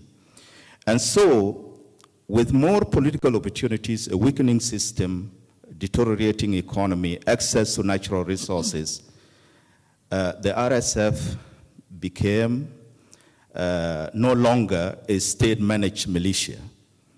It became a kind of a parallel force of its own. And at that stage, the state has very difficult choices to make, either to suppress it, or to continue to collude with it, or to continue to contain it within the available institutional framework. These difficult choices ended up in one approach, and which was one of the blunders that Al-Burhan took to try to suppress the RSF. And we found ourselves in this cycle of conflict that we are all aware of. Thank you. So, Dr. Majak, okay. we have I'm trying to conclude. So that's the background. Now, as we speak, how do you solve this conflict? Some pathways have been provided, but in my view, this is a very difficult problem to solve. Bringing peace, bringing some arrangement between the two warring parties is not easy. Trying to shore up the civilian component, which is now based in Addis, is also very, very difficult. I would say an opportunity has been lost when the revolution took place. Had the civilian revolution had been supported, maybe the picture would have been very different. But as we speak, this is a very, very difficult problem. Someone has called it a wicked problem before. I don't know. What does future suggest for us? Thank you. Thank you so much, Dr. Majak. And I'm sorry, I know you have a lot of knowledge as well as experience on this topic, but because of the limited airtime, I just want to move us along rapidly. Can I invite our moderator to take us through the next level, please? We have Madam Hanatete waiting online. Thank you. All right, can we give them one loud round of applause? Really a lot of reactions over there for us, and very pertinent questions posed and reflections as well for us to really think about. Time has flown by really quickly, and right about now is that very interesting time where we open the flow, but we have a QR code. Can we have the QR code on screen where people can scan and just fill in your details, and it's all about first served, all right? So the first 4, I might be generous, maybe 5, but 4, okay? So we'll get a chance to just give 1 minute statement, 1 minute strictly. You know, we're Africans, we have a lot of stories to share. So when we say 1 minute or 2 minutes, please let's stick to that so that we save on time. But as we prepare that, let's invite people with institution or experience-based respondents. And first up, we have Madam Hanatete again, who is, I can already see her. She is the special UN Special Envoy on the Horn of Africa to give us her statements. And Madam Hannah, you only have 2 minutes, so let's try and make use of that. Thank you. Thank you very much. Good morning, distinguished ladies and gentlemen. It's a pleasure to be with you this morning, and it's a pleasure also to see the launch of the African Public Square. And the exchanges we've had so far, I think, have been quite interesting.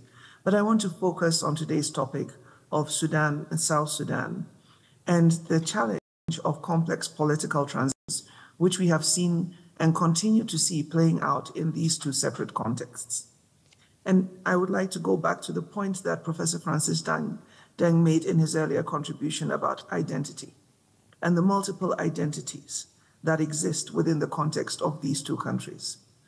When we talk about Africa, we tend to see ourselves as a diverse, complex entity of multiple nation states looking to have unification in order to be able to promote our development. What the challenges of Sudan and South Sudan teach us is that the first thing is to integrate ourselves internally within the borders of our current nation states in order to be able to have the political settlement that allows to focus on development within and partnership without. And that has been significantly missing within the context of these two countries over the last couple of decades. The commitment to inclusive participation in peace building, governance, policy, and program implementation is something that has to exist between those who purport to govern and the governed. It is important that we recognize that within complex transitions such as these, we should not exclude the role of civil society. In the process of delivering on the implementation on peace agreements, from the comprehensive peace agreement between Sudan and South Sudan, the revitalized RCES in South Sudan, the agreement on the transition in Sudan, which was overthrown by the internal coup d'etat, there has always been a separation between the leaders and the citizens. And it's almost as if once there has been an agreement and there has been some consensus on the way forward, then at that point, the citizens no longer have an active role to play in this process. And we have seen a situation where, unfortunately, the focus has been on protecting the leadership group as opposed to working on the difficulty of bringing people together. And I say the difficulty because it is not an easy process. It is not an easy process in countries that have stable democracies. It is even more difficult in countries with political transitions.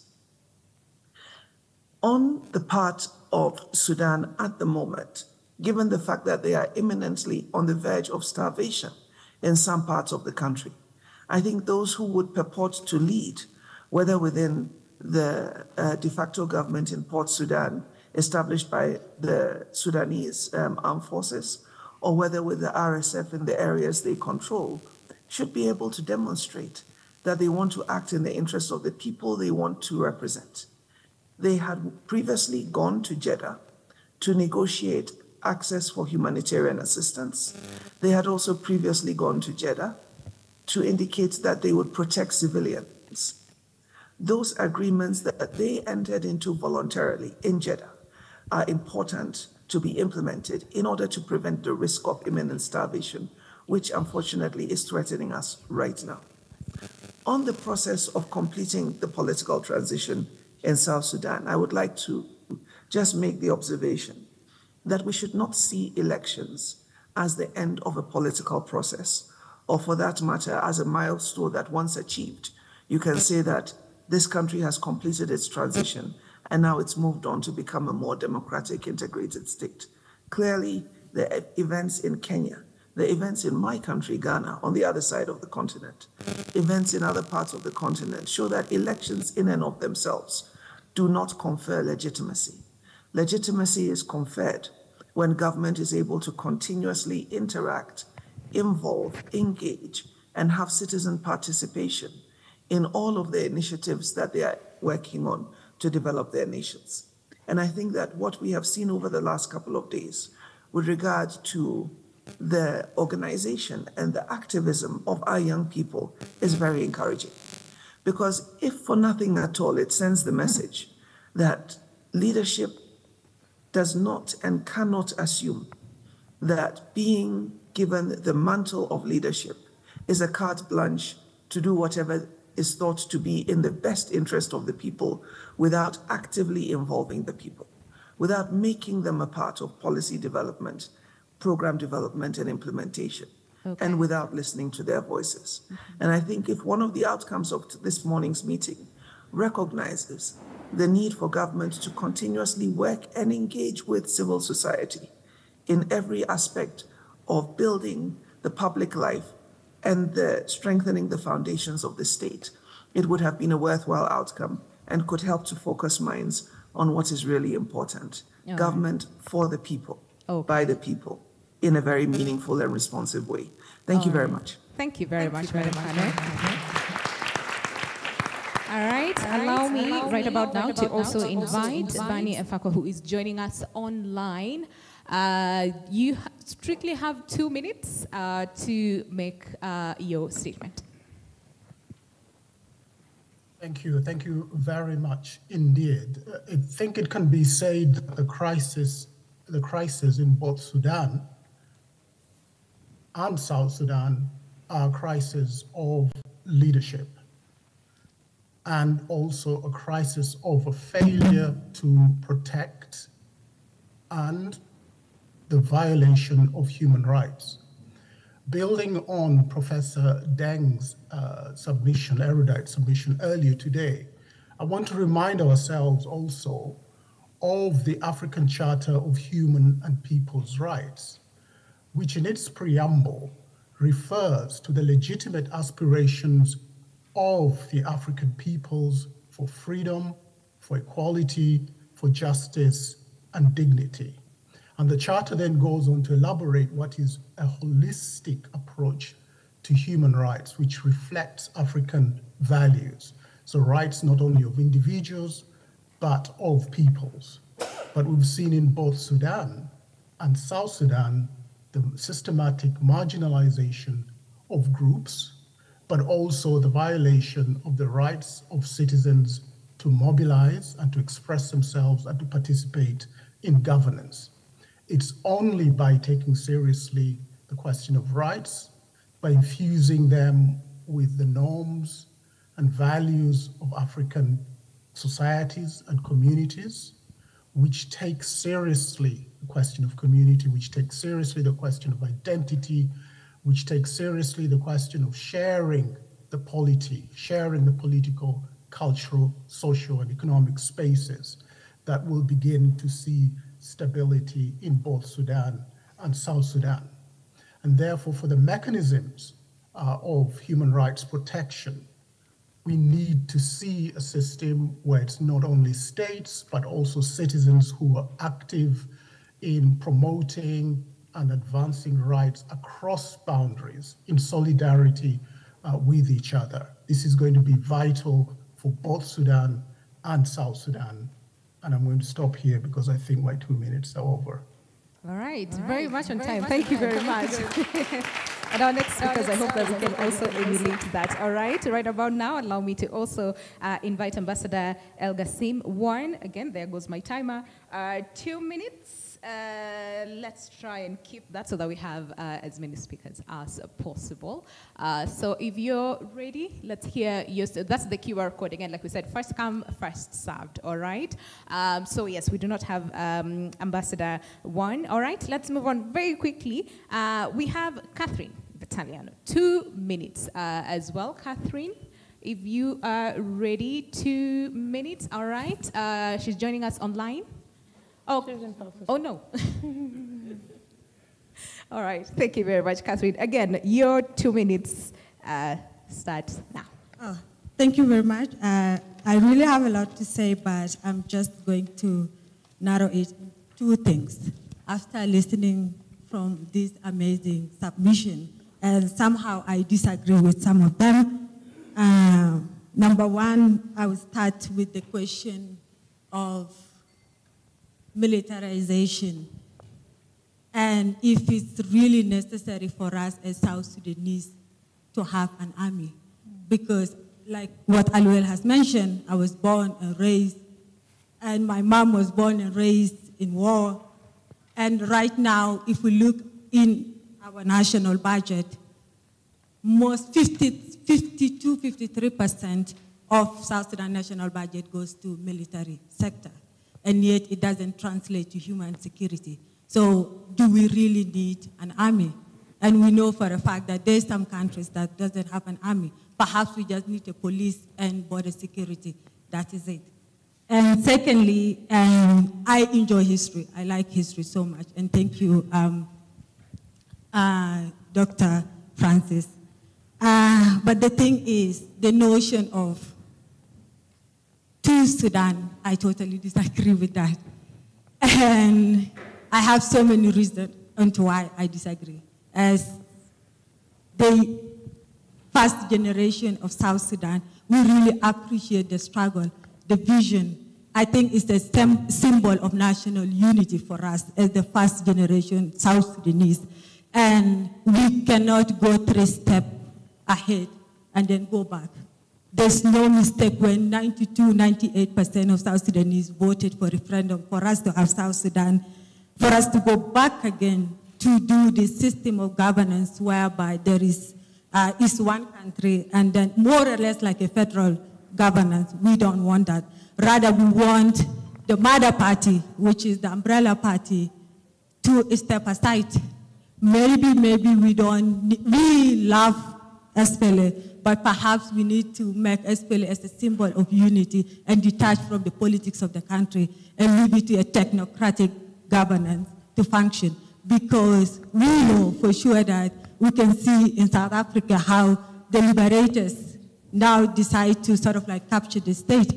And the voting or people are now seeing clearly that it's high time for also the liberators to step aside and let technocratic governance take side. And basically for us, we know that as South Sudanese, all of us, we identify with the liberation struggle. So maybe let's make it as an institution and take it away from the politics of the country and let us have technocrats to lead the country, and we can write our constitution. And just lastly, one thing. And in terms of the sense of urgency or the apathy that is growing, it's not because that people don't know, but if you didn't experience a public service, or if you didn't experience any sort of like public service, you are in the world throughout, how can you know that the government is supposed to do this for you? And we need that opportunity. And that's why it's very important that we need to institutionalize SPLA and lead technocratic governance to take us forward, not to go back to Sudan. Okay. Thank you. I see that. I mean, that's the beauty of debate, huh? All right. Let's welcome now Ambassador Yusuf Mahmoud as well. 2 minutes. Okay. You want to? The mic. Oh, okay. It's all right.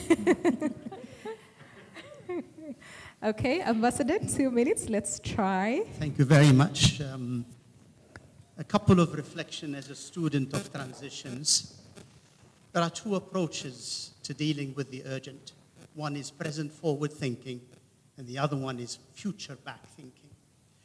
Present forward thinking tend to be stuck in post-normal times. Post-normal times are usually times where we use old paradigms that have created the problems we are in. And present forward thinking tends to come with change and reform and prioritize these over transformation. Future, more importantly, present forward thinking enables all kinds of interests to dictate the outcome. Future back thinking proposes not that we're going to predict the future, but to disrupt the present. So I would like us to think of this conundrum we are living in from a future perspective. In other words, the future is the starting point. And when the future is the starting point, radical hope is allowed. So imagine a solution to this issue that is continental, interconnected, intergenerational, and pluriversal. And he will touch on some of those ideas that my brother Francis Deng has mentioned. So what I'm proposing is to move from present forward thinking and problem solving using old exhausted paradigm that created the problem to future back thinking where the vision is the starting point, and you work backward and look in the present. Are there signs of demise that you should avoid, but also signs of regeneration that should be harnessed? Thank you.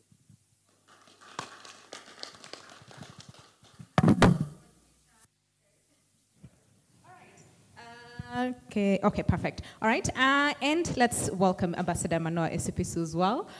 2 minutes, sir. We have the microphone over there. And then we'll have Yao Nkaso, who joins us online as well after Ambassador Esipisu gives his statement. But remember the QR code as well. I hope you have scanned the QR code. But in the meantime, Ambassador, the floor is yours. Thank you. I appreciate the opportunity to make a contribution. First, Alua Atal was talking about taking the moment by a generation that in a certain point. And I want to say that that's going to be one of the biggest things that need to happen. Generations taking responsibility for their time. What's happening in Kenya, for instance, it's not started with this generation. As you will recall, in '92, the generation that was present at the time took responsibility for that time, and generations after have taken responsibility for their time to deal with the issues of present. So this is not new, and it is something that has always worked out in terms of looking for solutions. So we look at the present, but we are trying to solve problems of tomorrow. And I think that one of the things that you were mentioning, Alua, is about the structures that exist and whether the structures are meant for certain institutions or for certain people or to move countries forward. And I would like to say that the important thing for generations at present is that you take opportunities to use those structures, for instance. Like I'll say in Kenya, we have quite elaborate structures of governance which lack a huge presence of young people, and that it is their moment. They can use this opportunity to look at those structures, to see how to enter those structures and use those structures for change. Now with South Sudan, I was quite a young reporter when I covered South Sudan in the early 90s. And I was there at the time of independence, actually. I reported on that event as a Reuters journalist. And the story there is the story that is the story of our part of the world.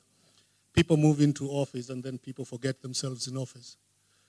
And it's up to the generations to keep reminding people that this is not space that was bestowed on you by birthright. You're not born to be the leader, and you're not supposed to necessarily structure people move forward. So it's an opportunity for helping your country develop. It's your opportunity to get progress to where the communities in which you are, and that institutions, civil society, internally mobilizing people must be the pathway to try to get the consensus for driving change within these communities. I hear a lot about, we have been forgotten by the international community. The force for change has to come from us internally, not from the international community. The international community can do something, but really, if we are not driving that change ourselves, that change is not going to happen. Thank you.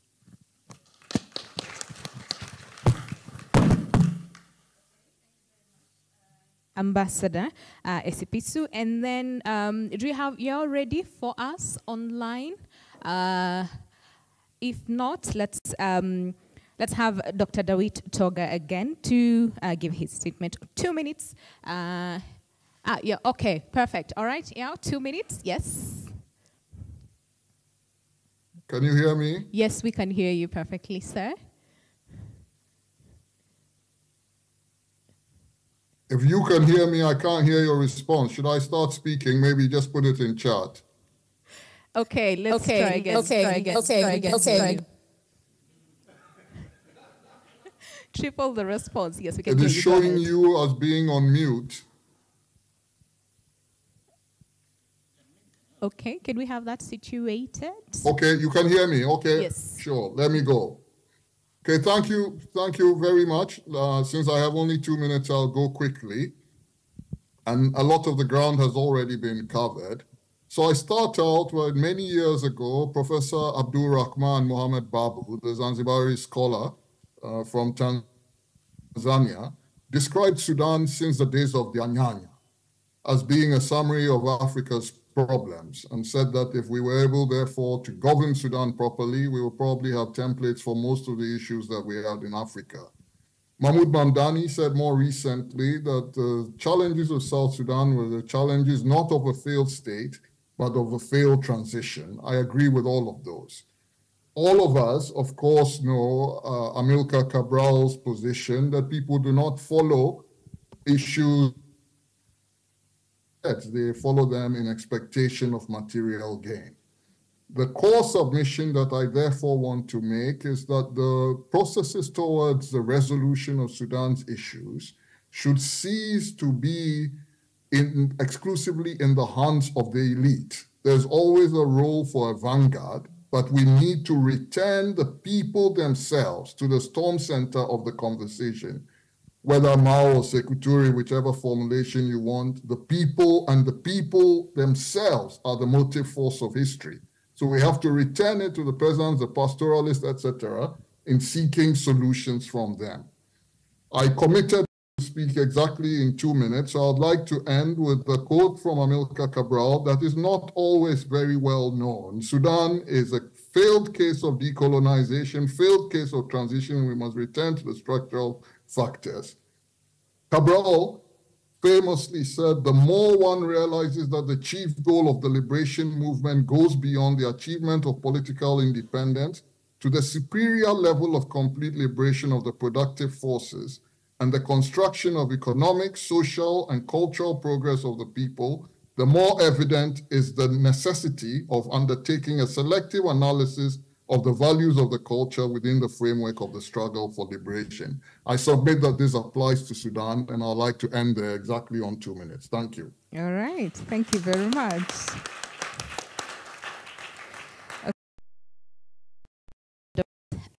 Give your submissions. If you're ready, 2 minutes, Dr. Dawit.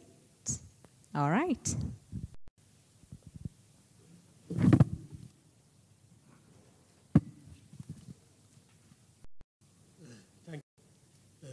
A lot has been said. It is at the course of being the last speaker. But let me add a few observations. As part of the EU mediation team, I had the privilege of participating in many of the Sudan mediation processes, negotiations, both Sudan and South Sudan, starting from the CPA in 2005. Without fail, and as we all know, all these mediation processes have failed, including the last one, the October 2020 negotiation that brought the Darfurian rebel movement to the post-Bashir political transitions.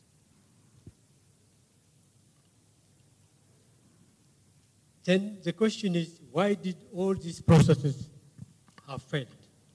On the basis of my own experience, I would like to argue that the processes have failed because the premises of our peace-building architecture was flawed. Both the African Union and the United Nations often understood peace-building means basically political elite bargaining, and so long as these political military classes, which Dr. Majok earlier called the gun class, agree, then a conflict is solved. As we know now, using peace-building and elite bargaining interchangeably is fundamentally misleading and wrong. Therefore, what I propose as a submission is a fundamental rethinking of our mediation approach and how best to make it more inclusive. And I hope this African public square would help us how best to articulate this challenge to change our approach. Let's also challenge the manner in which our continental organization is dealing with the conflict in Sudan currently, which almost tantamount to abdication of its continental responsibility, outsourcing the mediation files to external actors, the very actors which fundamentally are undermining the notion of a stable Africa. Thank you. All right, right on time. Thank you very much.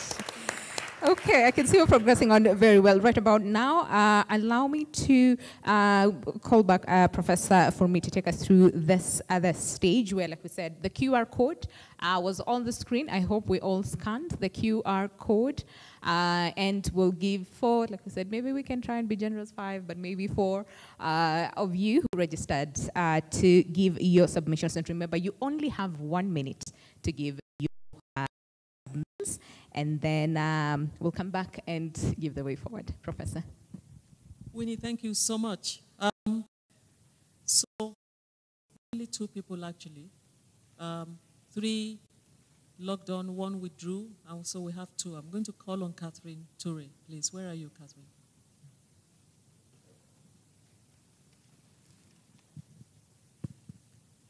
Good morning, Catherine Toure with the International Development Research Center. And if we're envisioning futures and different ways of interconnecting and uniting and localizing at the same time that we're regionalizing and globalizing,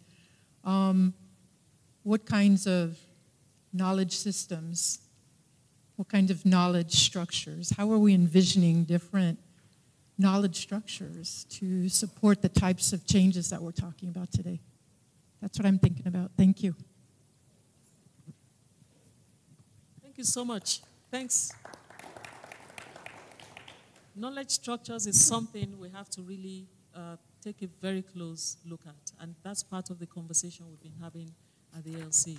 Olinda Mabunda, where are you?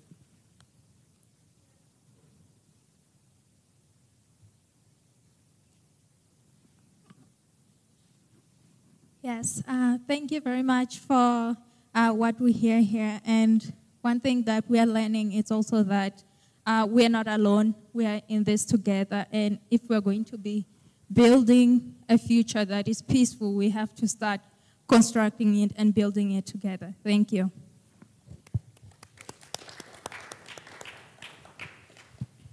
Well, we had 2 withdrawals, so we will be getting used to this way of speaking in public fora in that way. It takes time, but I hope that we'll have more audience participation next time. It's not to say that people don't have ideas, but we want you to really bring your ideas to the fore, to interact with people who work in this field or who are the leading public intellectuals in this field.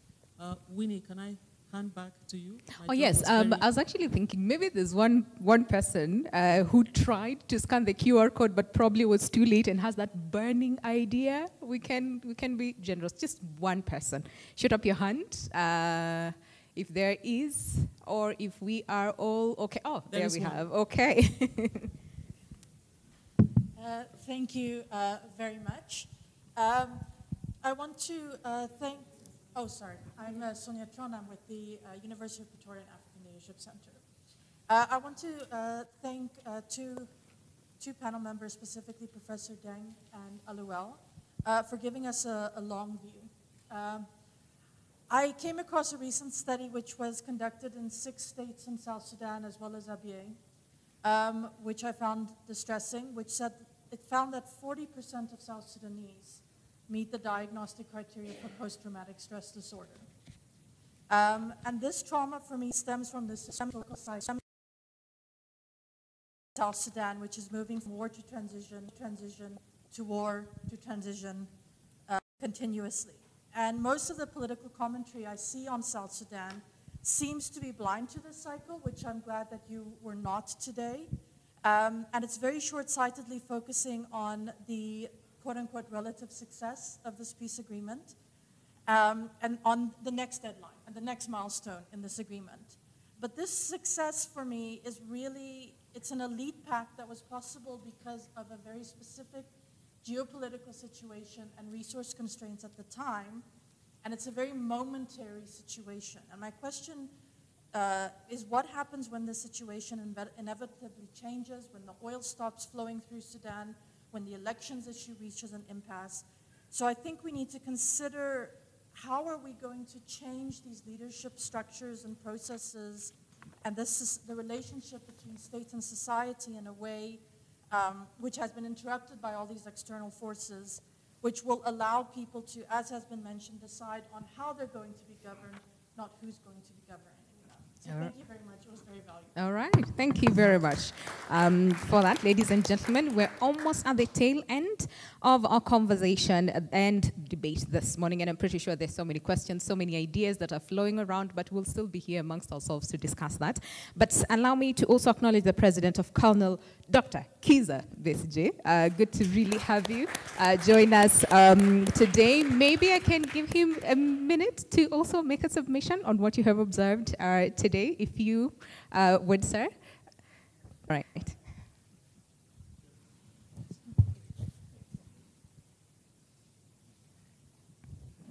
Thank you very much for this opportunity. I'd like to especially congratulate the African Leadership Center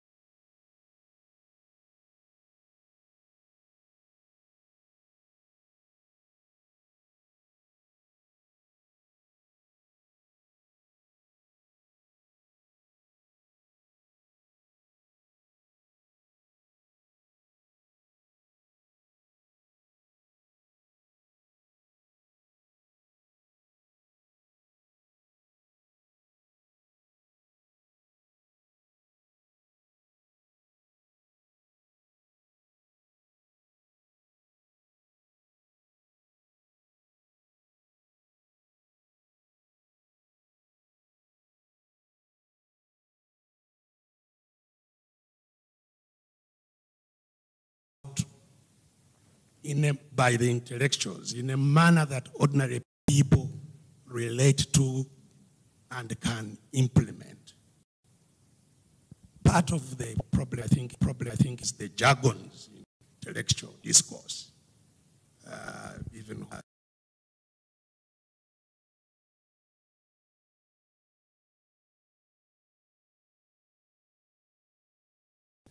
So that people don't engage with what you are producing. And so really I'm excited about this.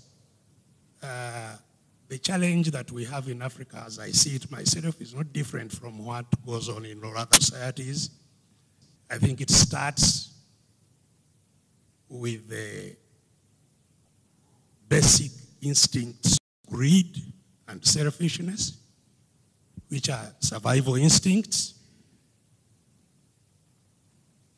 of acquiring, acquisition, and protection of what you acquire, right from the family to the clan, to the tribe, to the nation, to the congregation of nations against other nations, and in the acquisition and protection of what we want for ourselves, we use force since time immemorial, and that's why those who control force control power, and marginalize those who don't control the force. And so the struggle, I think, that we have in Africa is really now and has been for quite some time. How do we subordinate those who have guns to those who don't? Okay. So that we can have a voice, all of us, through which we can share equitably what is available to us. Now, the subordination of guns, I would like to suggest, will not happen simply by dialogue and by impressing those who control this power and use it to acquire wealth, to give it up. I think it will take a struggle. And I would like to invite the Africa intellectual class to lead that struggle. Okay. The struggle for liberation, to liberate Africa from those who inherited the guns of the British. Because the British, again, came to control. It was the acquisition of our wealth for their betterment. The crisis in Britain now is, they are now in an election process. It is because they have been used to using the resources of the whole of the world for themselves. Now they are dealing with the reality that they are an island that has no resources, that has been used to using a lot of resources of others. So the guns whom they left the guns with here are the ones who used those guns to now acquire our wealth and are now using both the guns and the wealth to dominate everybody else. Okay. So how do we liberate ourselves from these guns and the wealth that they have acquired illicitly using those guns? All right. That is the question. And I think the intellectual class must not only produce the required knowledge of how to get out of this conundrum, but must actually step forward and provide the leadership. Okay. There is a leadership crisis in the continent. People who can lead with knowledge, you know, on how to, what it is they are dealing with. So now, and for me, yes, there is a problem of all these generations, but I don't consider that the problem is a generational one. As I have said, the young are as greedy and selfish as the old. And unless we have created mechanisms that will check anybody who is exercising power, whether young or old, we will continue along the same problems. So I'm excited. I would like to congratulate the African Leadership Center, but I hope that this being the beginning of the public square, will continue to come up to shine a torch on what really needs to be done practically, course of action practically to get out of this problem. Otherwise we shall continue, and those who have power, who have already accumulated a lot of power, are now recolonizing Africa. We are in the process of recolonization, and it is going to be very difficult to get out of it once it takes entrenchment. Thank you very much. Thank you very much. Oh, wow. Okay. After that, what do you say? Okay. What do you say, really? All right. So we're about at the tail end of our program, and allow me to invite LC Director at King's College London to offer her closing thoughts. But clearly, we need more of this. But yes, over to you, Dr. Eka. Excellent. Thank you. Just as you said, what does one say after all that? I feel very, very challenged. But first, let me say thank you so very much for being here with us. I think we've had an education. I think we've been fed and watered. I think we've, sorry, can you, oh, sorry. I think we've also been challenged. And I think that final intervention was so critical. What do we do with the spaces that we occupy? It's a call to all of us sitting in this room here, as questioning us on our privilege. So, you know, it's easy to sit and to challenge those that hold privilege, but we hold a lot of privilege. We have a lot of access. We have a lot of power. And a lot has not done with that.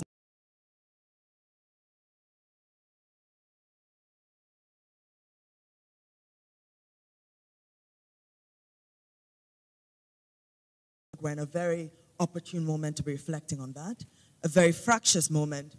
And what we must acknowledge in any case is a very extractive and highly unequal global system. But nonetheless, opportunities emerge at certain times, and we're in one of those at this time.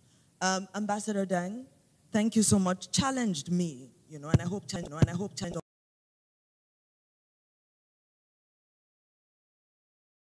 we can criticize, and many of us that are scholars, that is our work. It's what we do. We're very proud of it, in fact. But optimism is a challenge, and to build as we intend to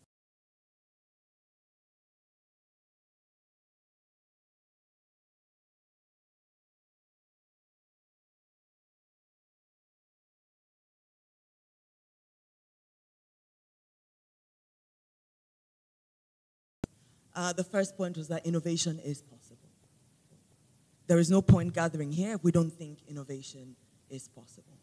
I think a first point that perhaps I will anchor everything else on was focus on systems and structure instead of on people. We heard that in several ways. We heard that in terms of a point around how we might shift the ways in which we gather to make choices. Could we gather to make choices about the issues that we want to focus on rather than the people who should address that? But also wholesale shifting from a focus on who should be in those spaces and instead think about how do we restructure the systems. We heard about how do we think about systems that will confer legitimacy. This is absolutely critical. I think as students and scholars of leadership, we have many of those sitting in the room here with us. This is what they will refer to as focusing on the processing of leadership, focusing on the relational aspects of leadership, as opposed to a focus on leaders as we tend to do. We think interests. Yeah, which interests, which priorities rise to the top? What systems can we build that can change the order?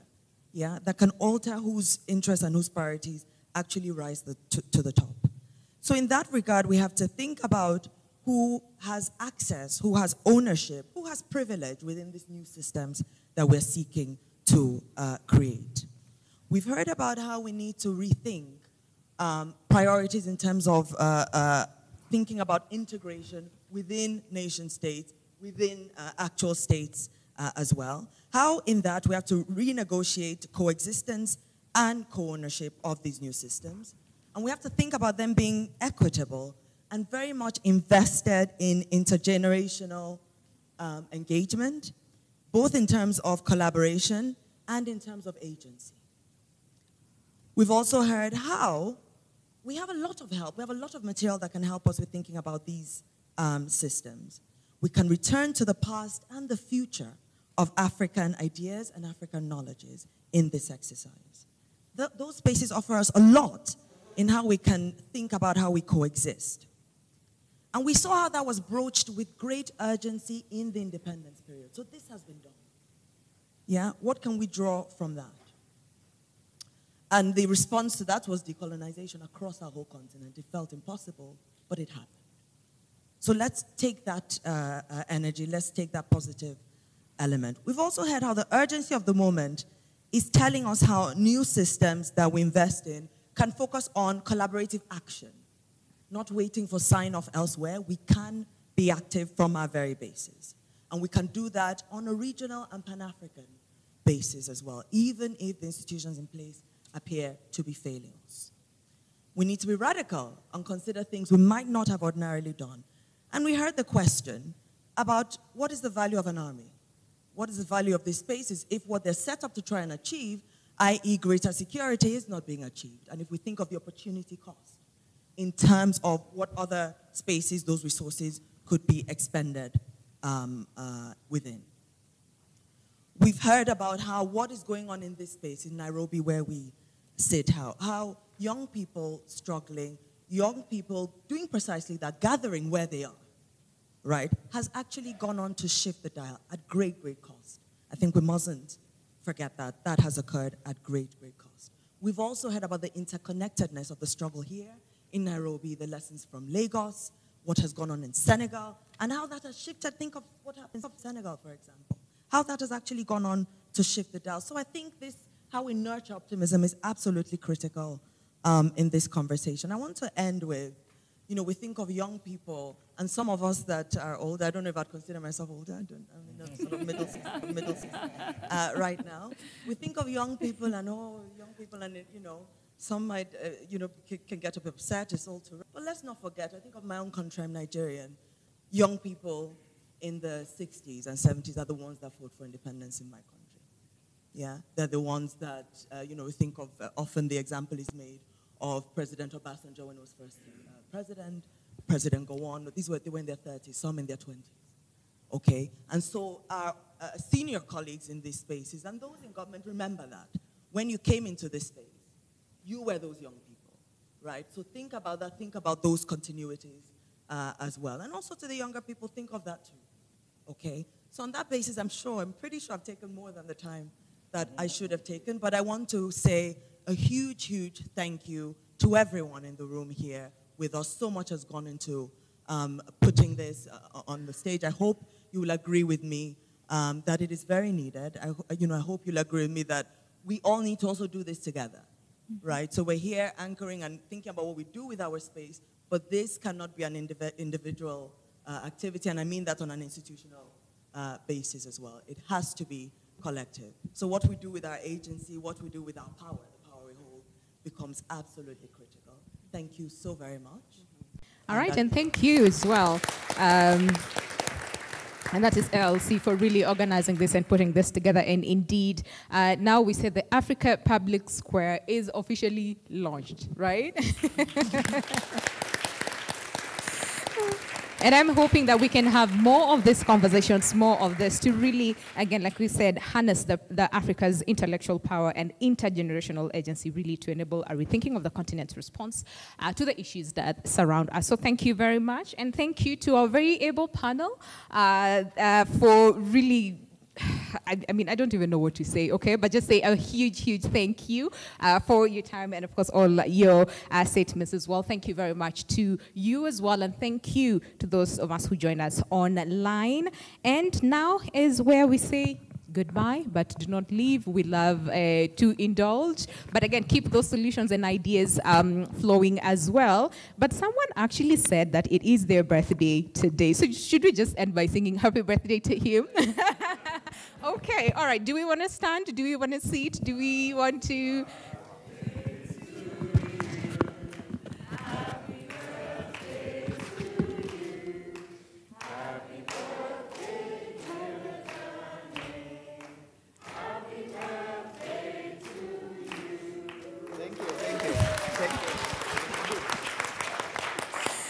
All right, thank you very much, ladies and gentlemen. Enjoy the rest of your day. Enjoy the interactions. My name is Winnie Lubembe, honored to be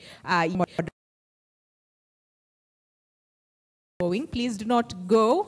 We, again, are Africans. We like to eat. We like to indulge. So we have a reception organized for you. But hey, enjoy the rest of your day. And it's really nice to meet all of you.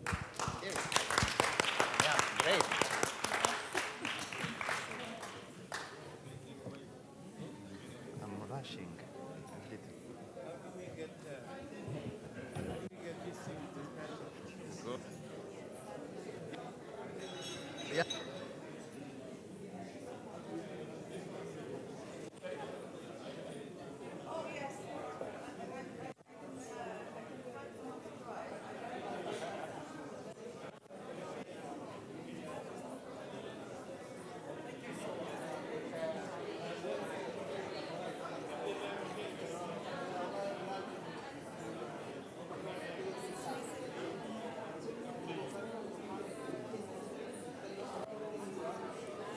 Ladies and gentlemen, one announcement, our very able panel. Okay.